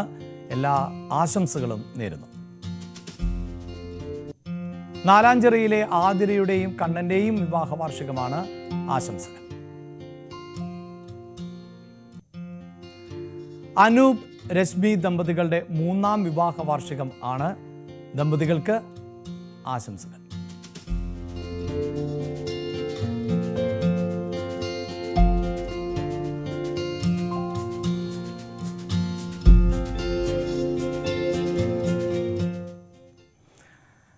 രാവിലെയുടെ സമയം അവസാനിക്കുകയാണ്. പ്രിയപ്പെട്ട പ്രേക്ഷകരെ, ഇന്ന് തിങ്കളാഴ്ചയാണ്. ഏറെ തിരക്കുള്ള ഒരു ദിവസം ആണ് തിങ്കളാഴ്ച. ഒരാഴ്ചയിലെ ആദ്യത്തെ പ്രവൃത്തി ദിവസം കൂടിയാണ്. ഇന്നലെ ഞായറാഴ്ചയായിരുന്നു, അവധി ദിവസമായിരുന്നു. അതിൻ്റെ ഒരു ആലസ്യത്തിൽ നിന്ന് എല്ലാവരും മുക്തരായി തിരക്കുകളിലേക്ക് ഇറങ്ങുന്ന ഒരു ദിവസമാണ്. കുട്ടികളൊക്കെ ആണെങ്കിൽ പലരും ഇതിനോടകം തന്നെ സ്കൂളിൽ പോയി കഴിഞ്ഞിട്ടുണ്ട്. കോളേജിലേക്ക് പുറപ്പെടാൻ പുറപ്പെട്ട വിദ്യാർത്ഥികളുണ്ട്. മുതിർന്നവർ ആണെങ്കിൽ അവർ ജോലി തിരക്കുകളിലേക്ക്, വിവിധ സ്ഥാപനങ്ങളിലൊക്കെ ജോലി ചെയ്യുന്നവർ അവർ ജോലി ആവശ്യത്തിനായി ഇറങ്ങിയിട്ടുണ്ടാകും. ഇന്നിപ്പോൾ ഈ പൊതുനിരത്തുകളിലേക്ക്, റോഡുകളിലേക്കൊക്കെ ഇറങ്ങിയ വലിയ തിരക്കായിരിക്കും അനുഭവപ്പെടുക. ട്രെയിനുകളിൽ ആണെങ്കിലും ഈ തിങ്കളാഴ്ച ദിവസം വലിയ തിരക്കാണ്. ട്രെയിനിൽ നിരന്തരം യാത്ര ചെയ്യുന്നവർക്കറിയാം, അവർ നേരത്തെ തന്നെയൊക്കെ സീറ്റ് ഉറപ്പിക്കുന്ന ദിവസം കൂടിയാണ് ഈ തിങ്കളാഴ്ച എന്നത്. അങ്ങനെ എല്ലാവരും വലിയ തിരക്കുകളിൽ ആണ് ഇന്നത്തെ ദിവസം ഉണ്ടാവുക. അതേസമയം ഇത്തരം തിരക്കുകൾ ഒന്നുമില്ലാതിരുന്ന കാലം ഉണ്ട് നമുക്ക്. പ്രത്യേകിച്ച് നമ്മൾ എല്ലാവരും നമ്മുടെ വീടുകളിലേക്ക് ഒതുങ്ങിയ, റൂമുകളിലേക്ക് ചുരുങ്ങിയ, അയൽവാസികളോട് പോലും സംസാരിക്കാൻ ബുദ്ധിമുട്ടുണ്ടായിരുന്ന, അയൽവാസികൾക്ക് മുഖം നൽകാതിരുന്ന, മുഖം നൽകിയാൽ തന്നെ അത് മറച്ചുകൊണ്ട് മാത്രം മുഖം നൽകിയിരുന്ന ഒരു കാലം. അതെന്ത് എന്ന് പ്രിയപ്പെട്ട പ്രേക്ഷകർക്ക് ഓർമ്മയുണ്ടാകും. നമ്മൾ ആരും ഓർമ്മിക്കാൻ ആഗ്രഹിക്കാത്തൊരു കാലഘട്ടമായിരുന്നു അത്, കോവിഡ് കാലഘട്ടം എന്നത്. നമ്മുടെ പലരുടെയും ജീവിതത്തെ മാറ്റിമറിച്ച ഒരു കാലഘട്ടം കൂടിയായിരുന്നു. നമ്മളിൽ പലർക്കും വലിയ നഷ്ടങ്ങളുണ്ടായ ഒരു സമയമാണ്. സുഹൃത്തുക്കൾ, ബന്ധുക്കൾ, ഉറ്റവർ, ഉടയവർ, അങ്ങനെ പലരും മരണപ്പെട്ട ഒരു സാഹചര്യമുണ്ട്. കോവിഡിൻ്റെ തിക്താനുഭവങ്ങൾ ഇപ്പോഴും തുടരുന്ന ആളുകളുണ്ട്. വലിയ ആരോഗ്യ പ്രശ്നങ്ങളൊക്കെ നേരിടുന്നവർ ഉണ്ട്. ചിലരൊക്കെ അതിൽ നിന്ന് മുക്തരാവുകയും ചെയ്തിട്ടുണ്ട്. എന്തായാലും കോവിഡ് നമ്മുടെ ഒരു ജീവിതക്രമത്തിൽ വലിയ മാറ്റങ്ങൾ ആണ് വരുത്തിയത്. പലർക്കും തൊഴിൽ നഷ്ടപ്പെട്ട സാഹചര്യമുണ്ട്, ജീവിതമാർഗമില്ലാതായ സാഹചര്യമുണ്ട്. വ്യാപാരികളും വ്യവസായികളുമൊക്കെ അവരുടെ സ്ഥാപനങ്ങൾ അടച്ചുപൂട്ടിയ പശ്ചാത്തലമുണ്ട്.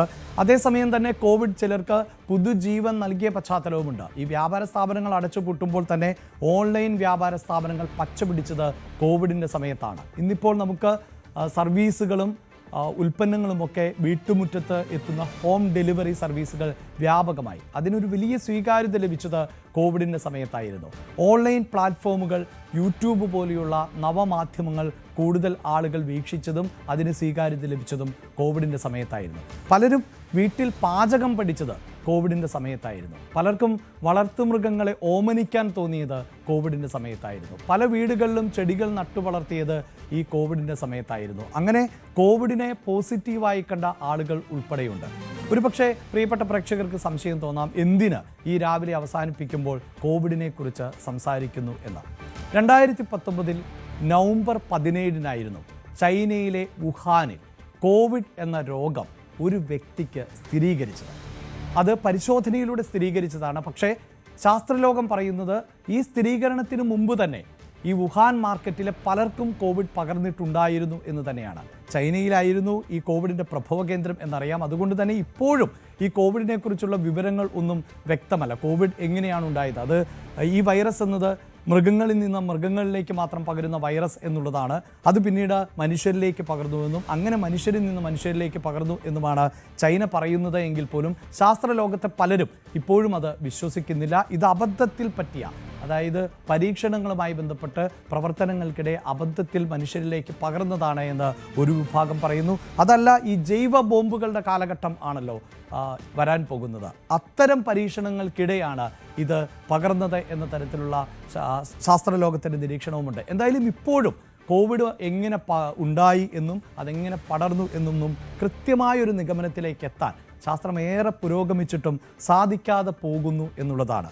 ഇവിടെ ഓർമ്മിക്കേണ്ടത് അങ്ങനെയൊരു വലിയ കാലഘട്ടത്തെ നമ്മൾ അതിജീവിച്ചു എന്നുള്ളതാണ്. 2019 നവംബർ 17 രോഗം സ്ഥിരീകരിച്ചു. ഡിസംബറോടുകൂടി അത് മറ്റ് രാജ്യങ്ങളിലേക്കൊക്കെ സ്പ്രെഡ് ചെയ്യുന്നു. 2020 ജനുവരിയിൽ കേരളത്തിലാണ്, ഇന്ത്യയിൽ ആദ്യം കോവിഡ് റിപ്പോർട്ട് ചെയ്യുന്നത്. അങ്ങനെ നമ്മൾ ലോക്ക്ഡൗണിലേക്കൊക്കെ പോയി. ഒരു പക്ഷേ പതിറ്റാണ്ടുകൾക്ക് ശേഷം ഒരു തലമുറയ്ക്ക് ഇങ്ങനെയൊരു അവസ്ഥയൊക്കെ മറികടന്നിരുന്നു എന്ന സംശയമുണ്ടാകാം. ഇതൊരു കെട്ടുകഥയായി പോലും അവർക്ക് തോന്നാം. ഓർമ്മിപ്പിക്കേണ്ടത് ഇത് തന്നെയാണ്. അങ്ങനെയുള്ള ഒരു ദുരന്തകാലത്തെയും നമ്മൾ അതിജീവിച്ചവർ ആണ്. മനുഷ്യൻ അങ്ങനെയാണ്. വെല്ലുവിളികളെയും പ്രതിസന്ധികളെയും ഒക്കെ സധൈര്യം നമ്മൾ നേരിടും. അങ്ങനെ പഴയ ജീവിതത്തിലേക്ക് നമ്മൾ തിരികെ എത്തുകയും ചെയ്തിട്ടുണ്ട്. എല്ലാ പ്രേക്ഷകരോടും പറയാനുള്ളത്, ജീവിതത്തിൽ വലിയ പ്രതിസന്ധികൾ ഇനിയും ഉണ്ടാകാം, വെല്ലുവിളികൾ ഉണ്ടാകാം. അതിനെയെല്ലാം അതിജീവിച്ചുകൊണ്ട് മുന്നോട്ട് പോകാൻ നമുക്ക് സാധിക്കണം. ഏതൊരസ്തമയത്തിന് ശേഷവും ഒരു ഉദയമുണ്ടാകും. രാവിലെ പൂർണ്ണമാകുന്നു.